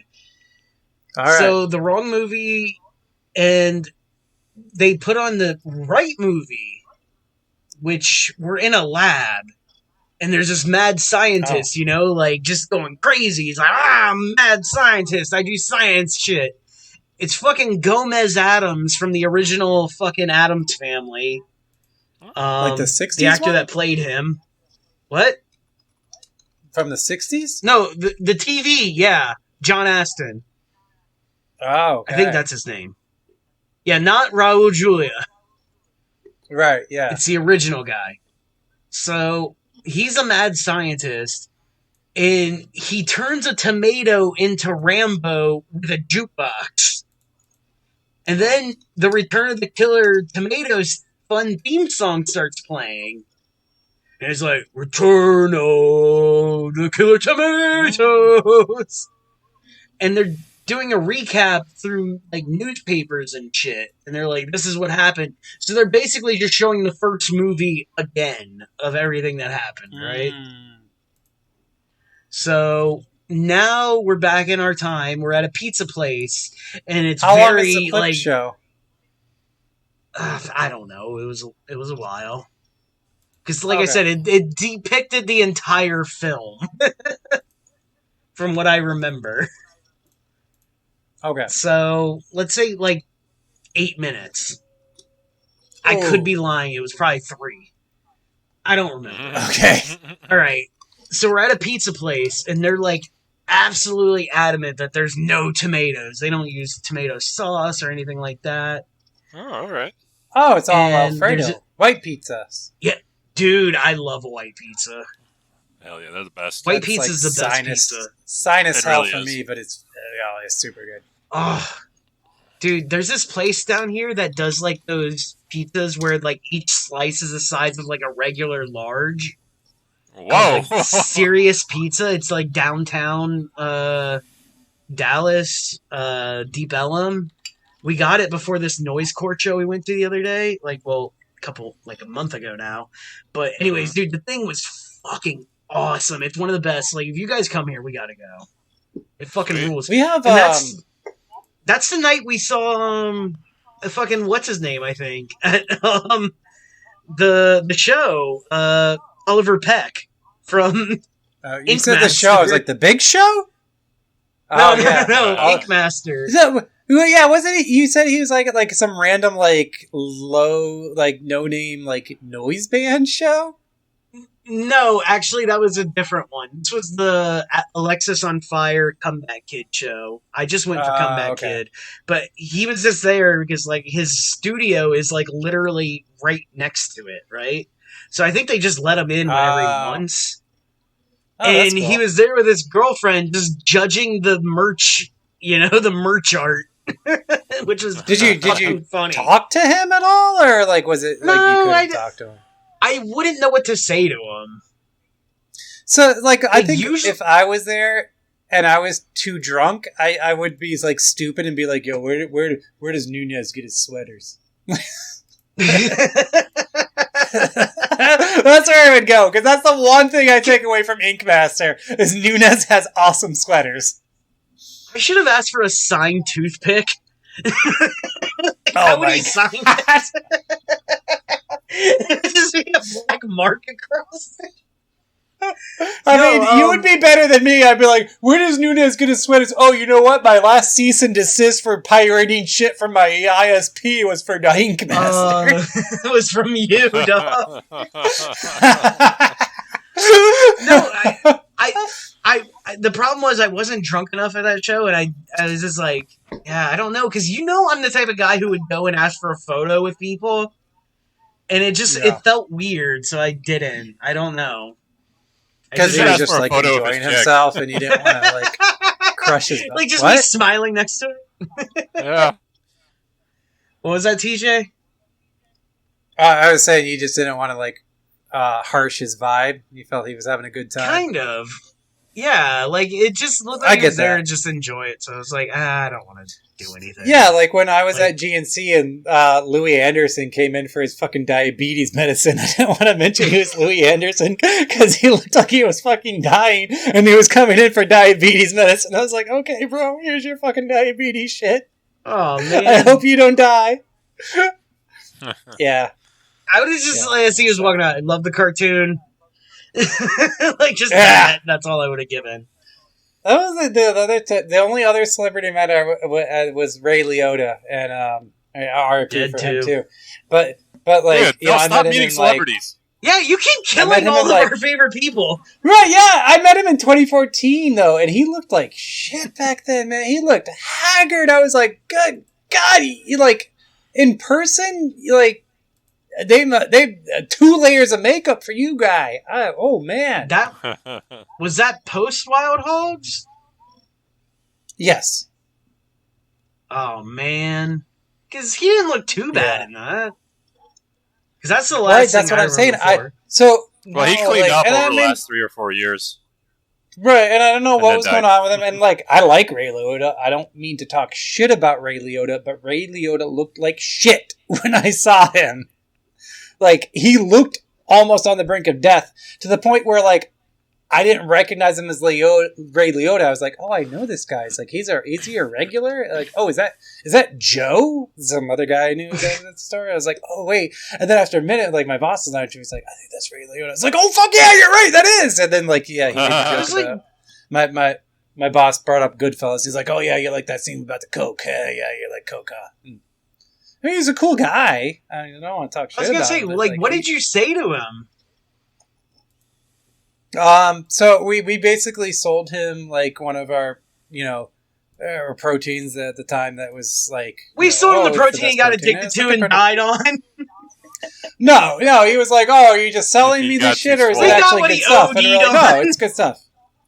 It was basically that. He was like, are you just selling me this shit or is it good stuff? And we were like, yeah, no, it's good stuff, Ray. And he's like, okay, I'll buy it. And he bought his like fucking like $50 purchase and got the fuck out. And, my boss talked to him about Goodfellas and he made a joke about my boss loving Coke. And that was it. It was a good experience. He looked like the face was very pockmarked. Well, he always had that. No, yeah, but you can see it in the movies. But in the movies, he's got like a lot of makeup on it. In real life, it's almost like bro, you good? Like, is everything? Does he have okay? like Freddy Krueger face? Very bad. Like borderline burn victim. Yeah. Like kind of like somebody just splashed grease on him. It looks like. But like he looked kind of like. Take any so this is 2014. Take any movie he was in and just add 20 years to his age, and it's kind of what he looked like. Wild Hogs. Yeah. It'll always be Wild Hogs. And I mean, I know the dude wasn't like exactly young, but yeah, the guy had very bad skin. Like, but there's no, he can't make bones about it. He had very bad skin. He lost Paul Sorvino too. Yeah. That one made me weirdly sad, even though like I really only know Paul Sorvino from Repo Man. But he just seemed like the type of guy who's like a very, very nice person in real life. He was a Goodfellas guy too. Why it made me sad. Yeah. Oh yeah. No, apparently two Goodfellas guy. Yeah, that's what I'm saying. It was like right in a row. It kind of stunk. Wait, you said no like apparently? Was he not a good guy? No. I said apparently like when his daughter was a victim of that's very, very Weinstein. Very sad too because she when you guys was told good, me Paul Sorvino died, I thought it was Tom Savini who died. I mistook him for like half an hour. I was like, that's really sad. No, not yet. No, Tom Savini has died many times in movies with like prosthetic heads of Tom Savini, but not for real yet. My favorite. Mia's story is very sad because she was good. She was really good, but yeah, she got blacklisted after like basically saying Weinstein shouldn't rape me. Yeah, and he came out and was like, "Dude, if I see him, I'm gonna fucking kill him." Sorvino, like Paul, like he was like, "Dude, if I see that guy, I'm gonna fucking murder him," which is pretty cool. Ooh. Yeah. Paul Sorvino, good, cool guy, and Ray was a cool guy. I just talked shit about how he looked, but he was a really cool guy when I met him. Awesome. All right, so continue with your incoherent notes. Pizza boy likes his assistant. Buff Gardner's definitely not tomatoes. Fuck. All right. So there's this pizza boy, right? He's delivering his pizza to the fucking mad scientist place. And there's these really buff gardeners, and they're like, they're not tomatoes. And then we get a flashback of like the old movie. And it turns out the thing that killed the tomatoes was a song called Puberty Love. And the fucking mad scientist Gomez. Puberty Love. Like you're going through puberty. Okay. Like you are in puberty and you're... I don't fucking know. Okay. I didn't listen. I didn't write it down. No, I'm just saying, it could be taken a lot of ways. Like you love those who are in puberty, which is pretty fucking bad, or you're just I don't think it was that. The puppy love, puppy love. Okay, that's a sweeter way to put grooming. All right, Matt Gomez yells at his servant girl. It's the new NAMBLA, puberty love. Those PLers. Ew. Jeez. All right. I'm trying to get away from it. I'm trying to get away from puberty love because I don't know how to defend it. As if I wrote it. So, the mad scientist Gomez yells at a servant girl and saying she's a tomato and she will never know true love. So this like cute servant girl is just like, oh, well, I'm sad. I'm a tomato. I can't do that. he also has an Igor that looks like a blonde newsman. Like, he's, like, very handsome and stuff. And he's like, oh, I'm very handsome. Apparently, he's a tomato, too, I think. Mr. Handsome. So, they have this one tomato, and it's deformed because it's fuzzy. And they're like, ew, gross, throw it away. And now we cut to a win a date with Rob Lowe contest. Not a bad contest. Yeah, Everybody it's a good loves contest. a little Rob Lowe. So the guy throwing the Rob Lowe contest is the pizza guy's his roommate, right? And he's like, "Oh, I'm just trying to get chicks. That's how I do it."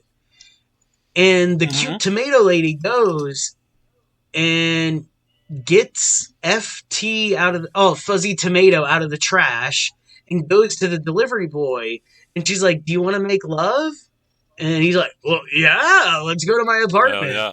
Let's do it. And he makes love to Tomato Lady. And the next morning, his roommate shows up. And she's there showering. And she hid the Fuzzy Tomato in his place in a bathtub filled with fertilizer. And fucking Scientist Gomez is pissed. He's like, where the fuck is she? Igor's out there looking for her, the handsome newsman. Chad. Man's name is Chad.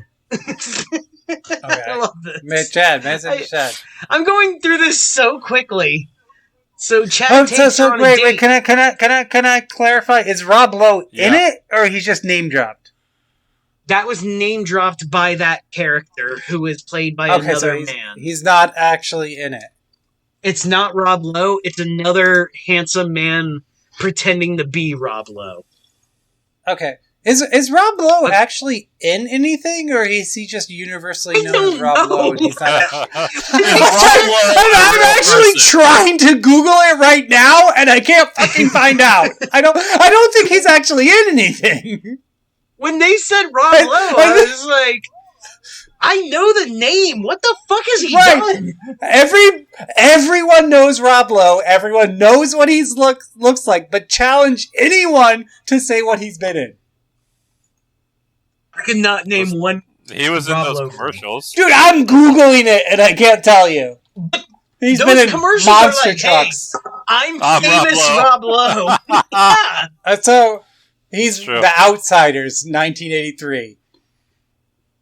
The Outsiders? He was third build. He was third build after Matt Dillon and Ralph Macchio. Wasn't he in those like murder shows too, or shit like cop shows and stuff? I guess he's in a lot of TV. St. Elmo's Fire, Parks and Recreation, The West Wing, but I don't know his that one. How much he's actually in it, because he could just be show up and like, oh, it's Rob Lowe, and then he shows up like, ha, I'm Rob Lowe, and that's like the joke. I don't know, man. I don't know. Weird. Like I've never really thought about that. I'm like, who the fuck is he? Right. Everyone knows him. Everyone knows what he looks like. He's handsome and charming. But what the fuck is he screaming actually right now? In? What he's done. Oh yeah. Fucking boomers are like, oh, Rob Lowe! All the boomers that listen to our show. We actually don't have anyone over like 38 listening to this show. I don't think we have anyone over 17 listening. Especially not anymore. We lost our whole fucking group. That's true, yeah. That's a whole nother saga. I'm going to go look up our demos right now, see where we're at. Right now on Spotify. Are we still popular in fucking India or wherever the fuck we're... You go on. Oh, right, so I told our intern, are you ready? That we're back on our bullshit. He says, hell yeah. Very enthused. Yeah, he gave me the password. So. Oh, it's a hell yeah. That's a 16 ounce cinema. Hell yeah. It's our fucking catchphrase. I'm proud of the intern for replying with that. I was gonna say, tell him we have new buttons. We have new stickers. I made so much merch while we were not on the air. I spent so much money on merch when I didn't know if the show was coming back. One of our hosts got a tattoo of the show while the show was in hiatus, and we didn't know if it was coming back or not. I mean, that would have been great if I had killed the show with the tattoo. That's fantastic. That's literally how it ended. You got like every time too. Every time we didn't record, I'm like, Mike just got that tattoo, and we haven't recorded a fucking episode in 3 months since he got that tattoo. Dude, and I felt so fucking bad. It was a big thing to me, man. It's been eating at me because I'm like, man, we have to bring it back just for that. No, me too. Yeah, I was like, I feel so bad because it'd been so much. We didn't even post it, and now we haven't done shit for 6 months. I'm like, what the fuck is wrong with us? It's fucked. Oh man. All right. I can't even get into our catalog now. Mike, give your guy a fucking shout out. Which one? What guy? The guy who did your tattoo. Oh fuck, man, I don't know. You fucking asshole! You're supposed to be ready, and then give oh man, send them here like we did Chung Hua. We don't even fucking know those people. You mean Joy New? I gotta Google Atlanta tattooist now. I'm like, what the fuck's this guy name? That's how long we got a 3-hour. We got a 3-hour episode coming. We're not gonna be done till 1 a.m. Fuck! I'm glad I took tomorrow off. Yeah, I got a lot of notes. All right. Well, I'm gonna make mine quick then. Okay. Chad's taking her on a date montage. There's an illegal tomato dealings at the supermarket. Chad wants to report it, and the lady thinks he's an asshole. They're at dinner, spouting more. This sentence is so stupid. He's at dinner spouting. All right, so shout out to Rick Rain at Equinox Art Collective in Atlanta. Yeah. We'll post that guy was badass. If he does horror film, if you do a horror tattoo, he gets 25% off. 20? 25% off. That's not bad. Dude, it's fucking 7 hours and a half was $750. So I was super stoked. You shouldn't have said the price. We have we never put a picture of Mike's tattoo on our Facebook. Oh, yeah, right. we got to do that. Right, but we posted a picture of Bob Newhart. I mean, Bob Newhart's more famous than me, so I get it. The funny thing is, I was just drunk as shit, and we were talking about Bob Newhart, and maybe that could be a side project. And I was like, what, fuck it, I'm posting it. Oh, yeah, that's right. So that will be part of that Patreon if you all give us $1. We can start the Bob Newhart show. I don't know what made us think of it, but we did. Mm-hmm. All right, so they're at dinner, and he's spouting more tomato hate, and the girl walks away. The guy starts playing Beethoven, and then she turns into a tomato. No. Because apparently when music is played in a certain way, the people turn back into tomatoes that were turned into tomatoes, or were made from tomatoes that man made. I don't know. Everyone leaves. He comes back. She's normal. Igor's there. World's shortest chase. Roommate is mad she won't let him listen to music. Only the farm report. Fuzzy Tomato falls out of a window. Crazy adventure. I love adventures. There is an adventure with the Fuzzy Tomato. It's pretty fun. I don't have enough time to talk about it. They ran out of money from the movie, so the roommate suggested product placement, and they start product placementing a lot of shit in this movie, right? Muammar Gaddafi's there. What? Yeah, I don't know. Cowboys and ninjas all fighting in a pizza place. Hell yeah. Chad follows Igor to Toxic Lake back to Gomez's house with Rambo men guarding it. Rambo. Dude, I bet there's a railing immolation in there somewhere. There's gotta be. Finds Tara, who I guess is the tomato lady, eating plant food. He freaks out. Igor takes her and leaves Fuzzy Tomato by accident. Figures she's in the lab. Him and Chad go to Honda 4 quad runners. Oh, they get onto Honda 4 quad runners, like the little, like, fucking, like... Oh, okay. Yeah, a 4Runner. I'm glad You know it is. you felt like to name drop the brand. No, that's what... They made it a thing, because they made it into a commercial for Honda 4 quad runners. Because remember, product placement. That's how it paid for the last part of the movie. Oh, really? Yeah. Well, that's the joke of the movie. Oh. So it's just product placement everywhere you look in the movie. There's Coca-Cola, there's everything behind you. KFC. It's pretty funny. They find the tomato jukebox. It keeps turning into different people. Gomez squishes it. Igor pulls them into the dungeon. Fuzzy Tomato is hiding. Tara is down there. They write a note to his uncle. Oh yeah, his uncle ran the pizza place. I forgot that. Fuzzy Tomato drives a quad runner into him. He calls up his boys. Gomez is gonna turn them tomatoes. Fuzzy Tomato distracts guards while the old guys get in. Uncle Wilbur rescues them.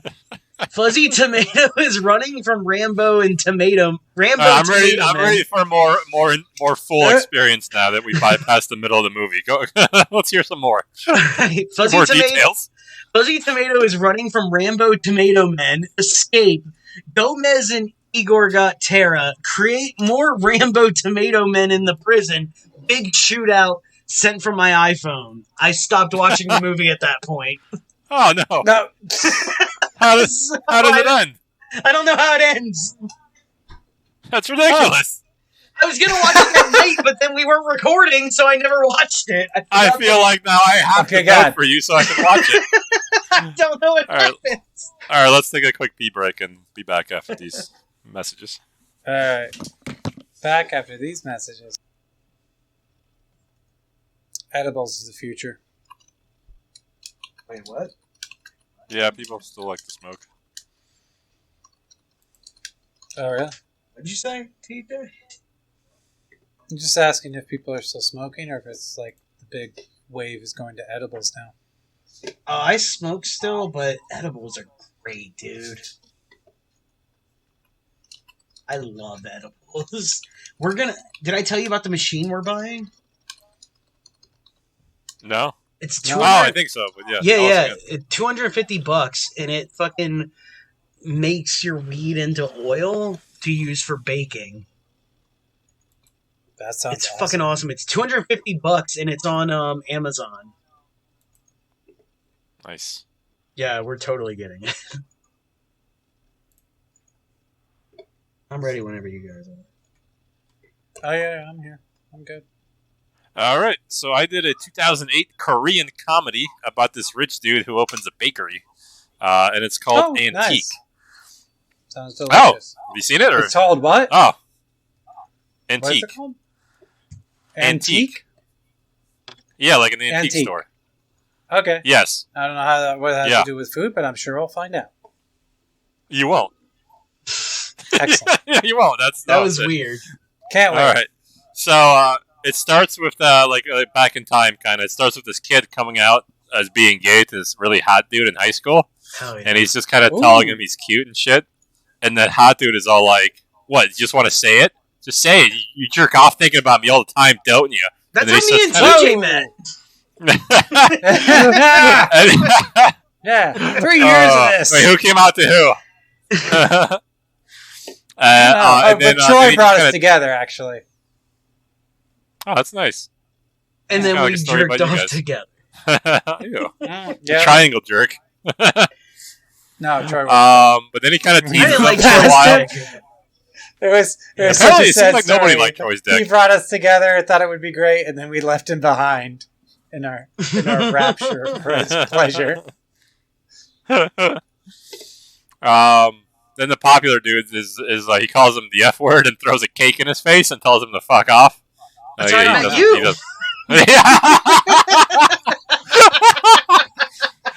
Now everyone knows our origin stories.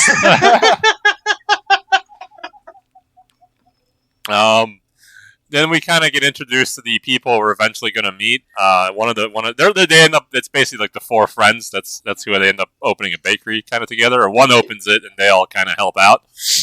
One guy's like really sad. He tries to kill himself, which is sad. One of our dudes, the main guy, his name is Jew. He tells his family Jew? just quit, and he's going to start a bit. Yeah, Jew, like J-U, Jew. Oh, And, okay. yeah, yeah. His name's Jew. Maybe it's Woo. I don't know. I don't know how they pronounce things in Korea. So, and, so yeah, our main guy, Jua, tells his family he's Jew.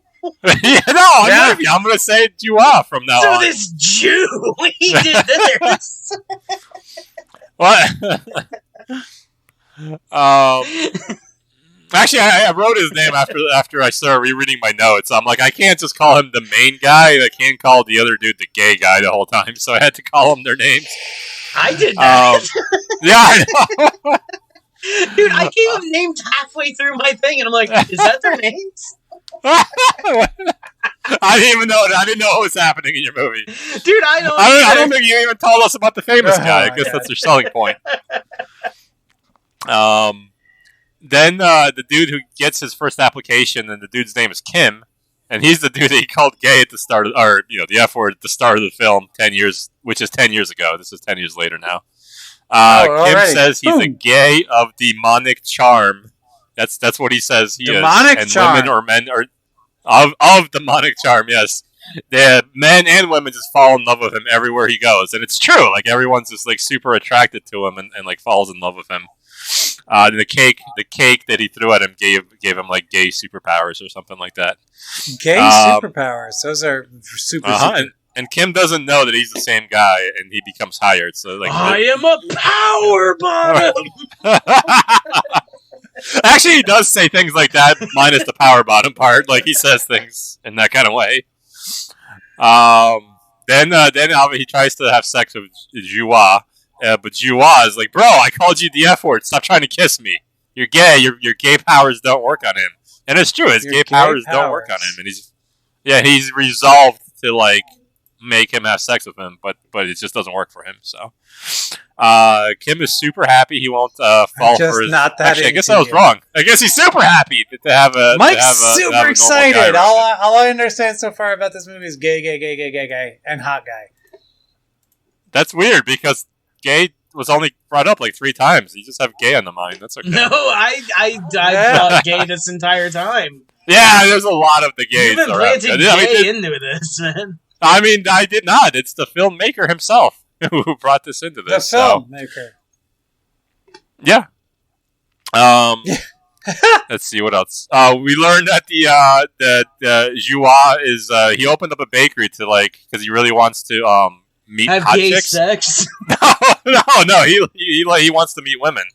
But Kim, the gay guy, he gets too nervous around women, so Jua can only hire guys. So he has a bunch of guys working in his bakery. Why would you be nervous around women if you're gay?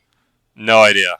Yeah. He can't talk to them. He fucks up the pastries. He drops them all over the floor. He's just like klutz. That's the totally opposite of gay, dog. The movie's called Antique because the bakery looks like a little English shop with like a window and there's like a little stand. There's a glass, where the pastries are, and everybody walking by can see them.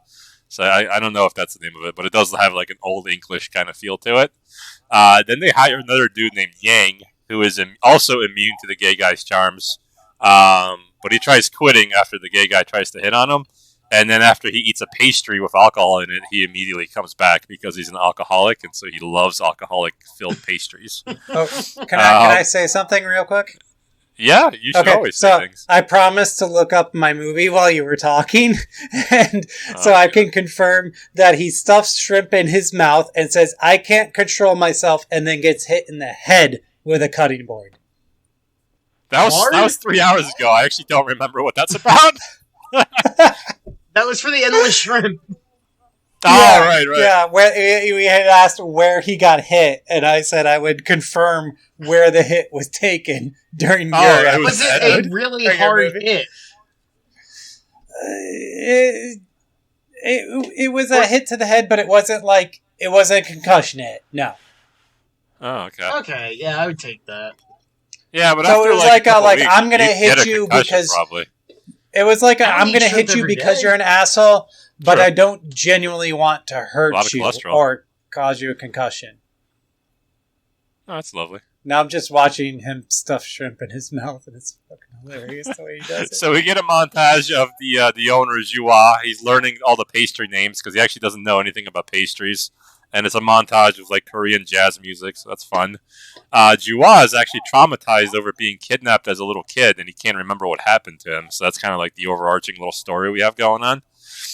Then they hire this really stupid guy because he has been friends with the family for so long. I didn't write his name for some reason. Anyway, he's a stupid guy. He's really taller than everyone and stupid. They call Joie the cake pervert because all he wants to do is have sex with women, but like he just can't because he's at the bakery all the time, and the gay guy makes all the women like run away from him because he's a klutz. The alcoholic guy, Yang, was a former like super badass boxer, and like this old dude comes in and like he tries to fight Yang, but Yang beats the shit out of him, and the old guy is like ends Hell up being super happy because he used to be such a fan of his. So that was fun. Joie keeps having nightmares about men touching him because he was kidnapped, and so he's like learning more and more about like what happened to him when he was kidnapped. So that's sad. So the dim-witted like bodyguard is starting to get like the hots for the gay baker guy, and the alcoholic warns him away because he doesn't want to deal with this kind of like drama in the workplace. So that's a little bit of the story. Kim gets drunk at the club, A little bit of the story. and the dimwit has to. Huh? What? No, just stop. Don't let me. Continue. Okay, I won't. As you were. Stopped at like an old man, like, huh? What? I thought you What? were like, I just heard him whispering in the background. it was like one of those fucking curly earphone things. Like, I can't hear you out there. What the fuck was that? That was weird. I don't know. I'm just not used to reading. I don't know. I'm used to this show. Yeah, I used to TJ used to anything. speaking. I'm uncomfortable. So anyway, he gets too drunk at a club, and then the dimwit has to kind of carry him home. Except nothing happens, and everyone slaps the shit out of each other when they get home drunkenly. So they have like a slap fight. Like for fun, or just like they're angry? Yeah, they're kind of mad at each other. 'Cause, four dudes at a bakery. I guess. Have we ever had a They get slap mad. fight? No, never. You guys whipped each other with palm fronds We had for a while. yeah, and we've had tickle fights. The big ass candy cane we spanked each other with. Oh yeah. Oh yeah, That we was a really large so candy we Angus and I caned each other. Me, Angus, and Troy have had a tickle fight, and then me, Angus, and Alex. I don't think we've ever brought Alex up on the show. We have Spanked but I each don't other think we've with ever a mentioned the name. like a I think 4-inch diameter candy cane. Yeah, Yep. that thing was. I haven't been fucking involved in hard. any of these weird gay things. You were there for the candy cane. I don't think I've ever been hit by it though. No. I just need another Mike candy cane. avoids the coolest stuff. Mike saves his cool Candy stuff for cane. just like Rude. breaking his own foot. That was good. Yeah. Yeah. The bakery's best customer is a former cop. He's the guy who failed to catch the kidnapper of Joie, and to make amends, he goes there every day and buys pastries, even though he doesn't know that that's who he is until later. I was gonna say, wouldn't you hate to see the guy who just ruined your case? Yeah. Like every day, like dude, I don't know. please, It go depends find on how another job. Right? depends on how good he tips. Oh yeah. that's true. Yeah. Plus, I mean, like a small time baker, yeah, you appreciate the local business no matter what, right? I don't know. I think I'd still hold a little bit of a grudge. Yeah, I think like yeah, once every but, couple like- weeks, I'd be like, so, I'd bring it up somehow. Oh yeah, just twist the knife a little bit. Like, oh, thanks for the tip. It almost makes up for fucking up my kidnapping case. But on the other hand, he could say like you're here, aren't you? Like you're not fucking dead, or you know. True. Well, actually, like we find out the cop was never going to say anything, but it turns out like his Joie's mom was there one day, And then she freaked out and like threw pastries at the cop and told who he was. And Joie was like, "Oh, I never knew," because it's been like a year now. So, I mean, if you were kidnapped, how would you know what cop was on the case? You're fucking kidnapped. Exactly. Right? Yeah. You wouldn't know. I guess. No, but his mom was fucking angry.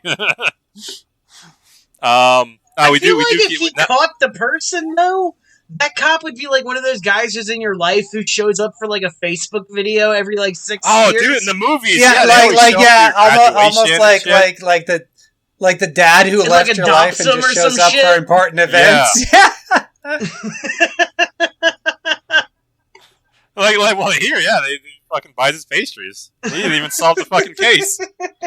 That's why he doesn't get free pastries. Learning more about Joie, we learned that the kidnapper actually fed him cake all the time. And he actually opened this bakery to catch him because he's in the same neighborhood he was kidnapped. So he had an ulterior motive. Yeah. I like that. The business starts doing really great, and then we get a Christmas montage. And then right immediately we get a second Christmas montage, which is great. Of like the owner turning Christmas? Yeah. No, it's the same Christmas. It's just the second one is about him dressing up like Santa and delivering all his little pastries to everyone. So Kim got over his nervousness around girls because he just pretends they're cute boys now. So everything's fine. Okay. They're super successful. Everything.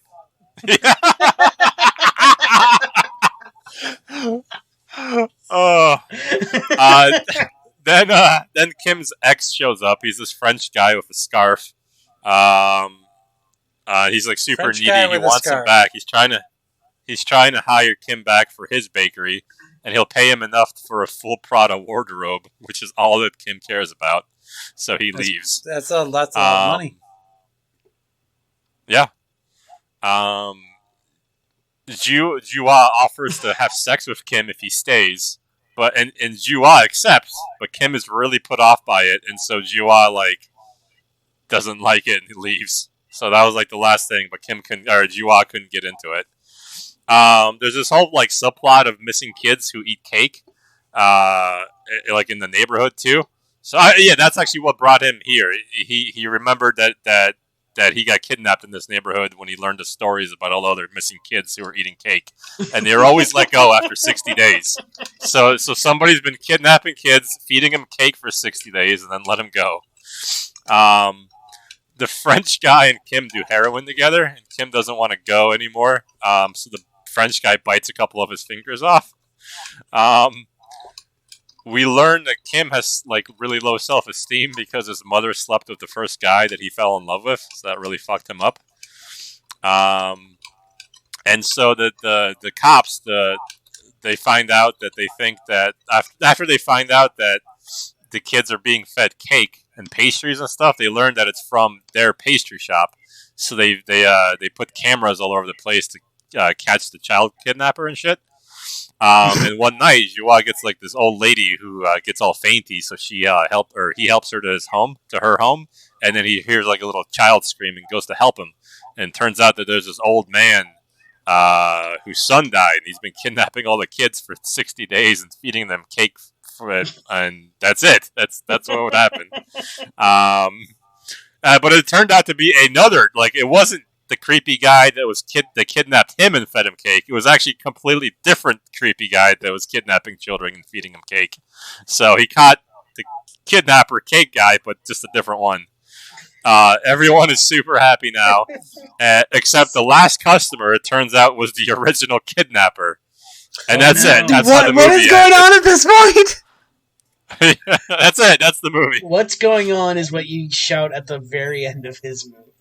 I thought it was pretty straightforward. Good sign. I got so hyper focused, but I'm like, oh my god, I'm too drunk. I can't follow this anymore.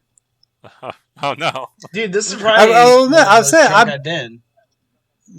Yeah, I haven't been this drunk in a minute, but yeah, I was super hyper focused because I was I'm drunk. I need to pay attention. Yeah. Dude, this is the most drunk I've been on the show for 6 months. Me too. All right. I do need to Sell some pee points. before we get to our selling. I hope points. it makes it to air. That's fine. So, okay. Could have peed when I peed, man. That's hilarious. I was gonna go to my favorite place to eat food, but they're gonna be closed by the time we finish. Do you know what's funny? I don't. Tell me. I was just talking about how this is my favorite show we've done in a long time, and it fucking just disconnected me. I'm like, man, I love you guys. What? There was no. I looked over at the phone and it was just disconnected. I was like, God damn it! That's sad. I was like, I miss this. I miss us. The funny thing is, this is really fun. When TJ hears God, the audio, he knows I'm lying because I didn't do that. Oh, all kinds of sadness. Fuck this show. I didn't know we were on break. My pee smelled like that pee that you're like, oh shit, I am really drunk because my pee smells like this, and I'm not going to sleep right. Yeah. You know that smell. Yeah. I do, so we're on to selling that points taste. now, right? Yep. So my selling point, I never told you the name of my movie. It's actually, English title can translate to either Ramen Cat Soup or Pussy Soup. And Hell yeah. my selling point is that this is directed by Minoru Kawasaki. You may know him from Calamari Wrestler, Machine Girl, and Executive Tokyo Koala. Gore Police.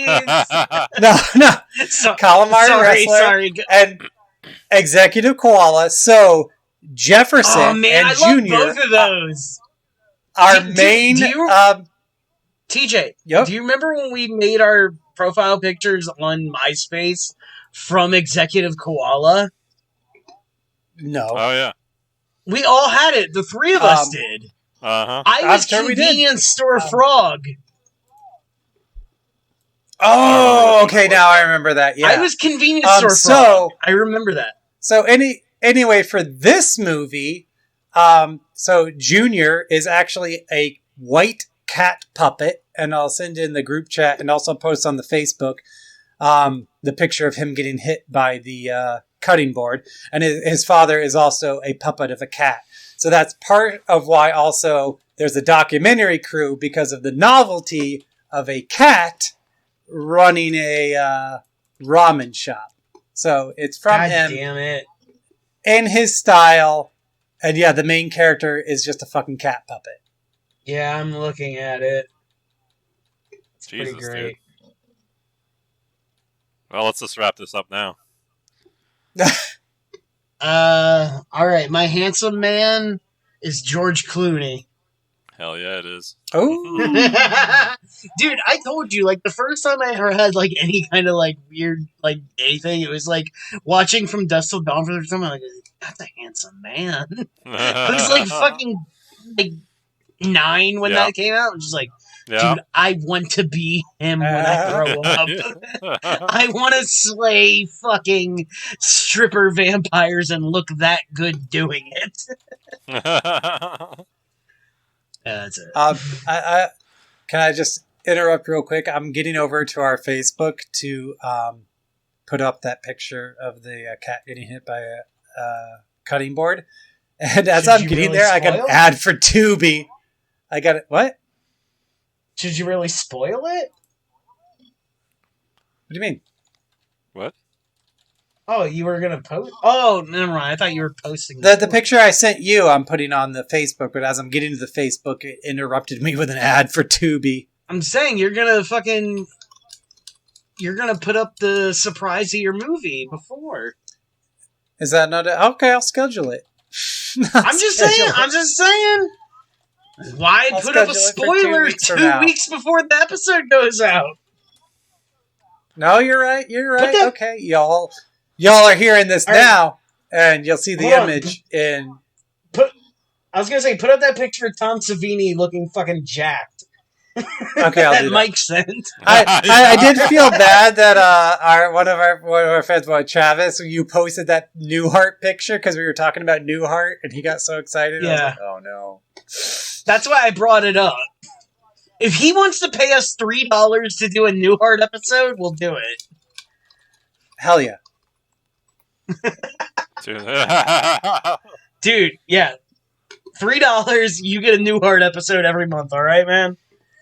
And I'll send you some fucking pins. Hell yeah, Tom Savini. Hell yeah. So, I mean, I didn't really have a selling point as much as, like, this is a comedy. It's hard to sell a comedy. It was a really funny movie. And it kind of reminded me of our friendship. And that's it. That's my selling point. Wait, did Angus have a selling point? Did I miss it? Because I was yelling and trying to... It was George Clooney. Oh, yeah, okay. George, I gotcha. Yeah, George Clooney is my selling point. All right. And now, for our signature segment, when we relate all of our movies to Paul W.S. Anderson's classic 1997 Event Horizon, and a segment we call The Horizon Shift. Fuck this shit.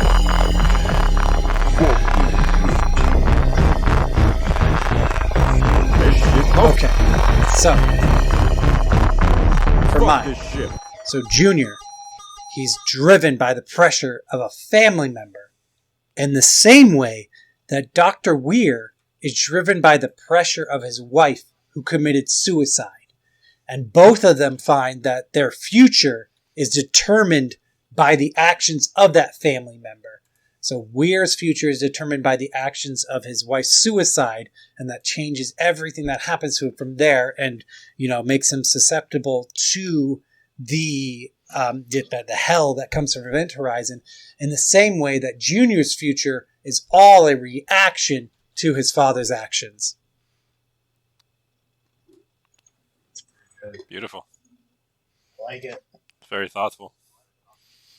Yeah. With mine, yeah. I once read a list of Paul W.S. Anderson's favorite spoof films. Return of the Killer Tomatoes was on there at number 6.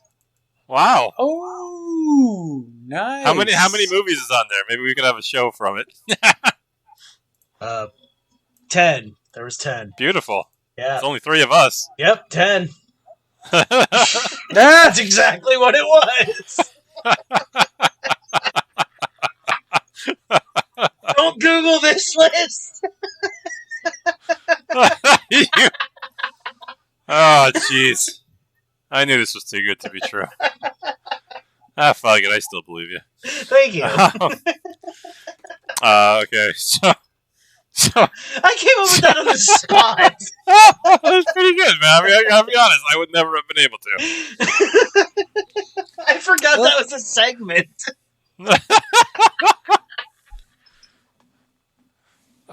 So my selling shift. I mean, you've got 2 solid shifts to follow up on.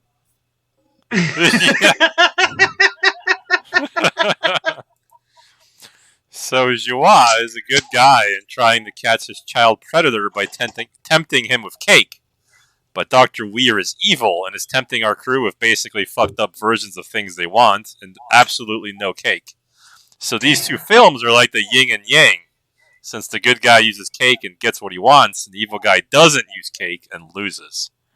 That's my horizon shift. Alright, I get it.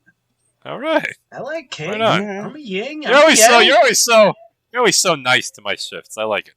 I hear him out. Yeah. All right. So time for our moment of truth or time. Voting. Well, TJ doesn't vote, so he doesn't count. So it's me and Angus. Well, I gotta vote. I'm gonna vote. I don't do jury duty. That's right. Yeah. Oh yeah, I don't vote. What if he gets jury I'll vote for duty this. from voting? I'll vote for this because this matters. Voting for like who's president doesn't. It's a fucking joke. It doesn't matter. But voting for this is important. All right. So I'll say. I'm sorry, Mike. I had a lot of fun with your movie, but Angus had a 1-2 punch of George Clooney and a direct reference to Paul W.S. Anderson. Even though it's technically the sequel, it's a really good tie-in with his shift. So I got to go Angus. Thank you. All I'm right. not sure that's an appropriate No, reason. Then the you got it, second you one. got it. Fine. I mean, don't You're right. get in your feels about it. He had a solid one. Like I said, he had a solid The 1-2 man made punch his mind up. right there. Right? I was up in the air and going into those selling points in the shift, and like he just fucking like brought it home with those two, man. It's fucking gaslighting us right now. Let's roll. Dude, that's the most. Dude, correct Mike's gonna answer. fucking resentment vote me out. Fuck. Anyway, Angus, what's your vote? I feel like it's gonna happen. All right. The thing was, TJ, I was not on board with your shit at all. Mike, I was more involved in yours because it just seemed weird with the Jews and the gays and all that. yeah. So I was Gay intrigued. demonic love. I was intrigued by that. Mm-hmm. But Yeah, the kitty thing. TJ's selling point was like fucking incredible. Yeah. So I'm going. It's from our TJ, boy. dog. All Yeah. right. I gotta also say it's also a short movie. Ooh, that would have got me too. Yeah, You what watch is it in It fucking is- 1.5. It's 80 Finish it in minutes 30 long. minutes. Not bad. I don't want to say I'm voting for TJ per se, but I'm definitely voting for that stupid cat. So I guess TJ wins. That's what sold So me. yeah, If TJ I'll say hadn't it's- sent the picture, I would not have voted. I mean, yeah. no, Well, that's you what I'm just said saying. the You cat have to thing. I knew see it. exactly. That's part of the selling point, being able to see it and understand what happened. Yeah. You know, to because you know it's Minoru Kawasaki, so you have to see it to understand what he's doing. Mhm. And it ain't the best that he's done, but it's worth watching just because it is him. I've loved those other All right. so that's why I was Right. It's not to the level of like Executive Qualler or Colin Wrestler, but it is like in that same vein where it like basically it takes itself fully seriously that it's a cat puppet running a ramen shop. Dude, I just want to see it eat shrimp now. That's all I want. It literally brought the movie from like I don't want to see this to like I want to see it. Yeah. Oh yeah, no, It's it's tomorrow. if it's not a cat puppet, it's a completely fucking worthless movie. But because Dude, it's him and it's a sounded cat puppet. terrible. Yeah, it did really sound But, bad. dude, so now you understand why I'm laughing my ass off of those depressive scenes, because those scenes where he's in the rain trying to kill himself, it's a fucking cat puppet. This is like kawaii cat puppet that wants to fucking die. I forgot about the suicide thoughts. Yeah. Man. Yes, so those scenes dude, are like that's totally those are the deserving. best moments of just seeing this cute ass cat puppet that just fucking throwing himself in front of traffic. Yeah. All right, I didn't have You a got this. theme ready, so I'll take my 24 hours leave to determine a theme. Also, it's We'll been do this 6 months. episode in I've- 7 months, people. Right, and I don't remember how this show works at all. No, So what? have a good New Year before we see you again. Merry Christmas. Well, let's I love you. let's air our business on the show. Let's go to bed. So we had talked about just shifting over to Bava for a minute. Are we doing that, or are we going to continue the main show? I want to keep going to the main show. Main show, motherfucker. No, we got it back. We might as well. Yeah, why go back to the director's gallery? Although, Mike, we still got to talk about the next know. Bava. But yeah, I know. so we'll be back on the main show. There's going to be an American Man. Males there, too. And Man, a we are subculture done somewhere when we With an figure out hour which movie. and... Yeah, we're done an hour and 15 minutes earlier than I thought we would. Now I don't know what to do with myself. All right. All right. Good night, bitches. Close it properly. Okay. All right, we're back. We will not be 6 months until the next episode. Thank you for listening. And yeah, you can reach out to us on Facebook. And our intern will reach out to you if you reach out to us on Twitter or YouTube or Instagram or basically anywhere other than Facebook, because he has complete control of all that shit and we don't. No, I got the password back. But yes. Ah, all right. All right. Do you have anything else for us, Angus? Oh, here you bye. Oh my. And just press stop and then save. Do you remember how to do it? You press stop and then you go to File, Save. Yeah. Oh, Angus is already gone. Mike, are you saving? Woo! So I'll be the last one that everybody hears confirming that we saved this episode and didn't delete it. You're all welcome. Goodbye.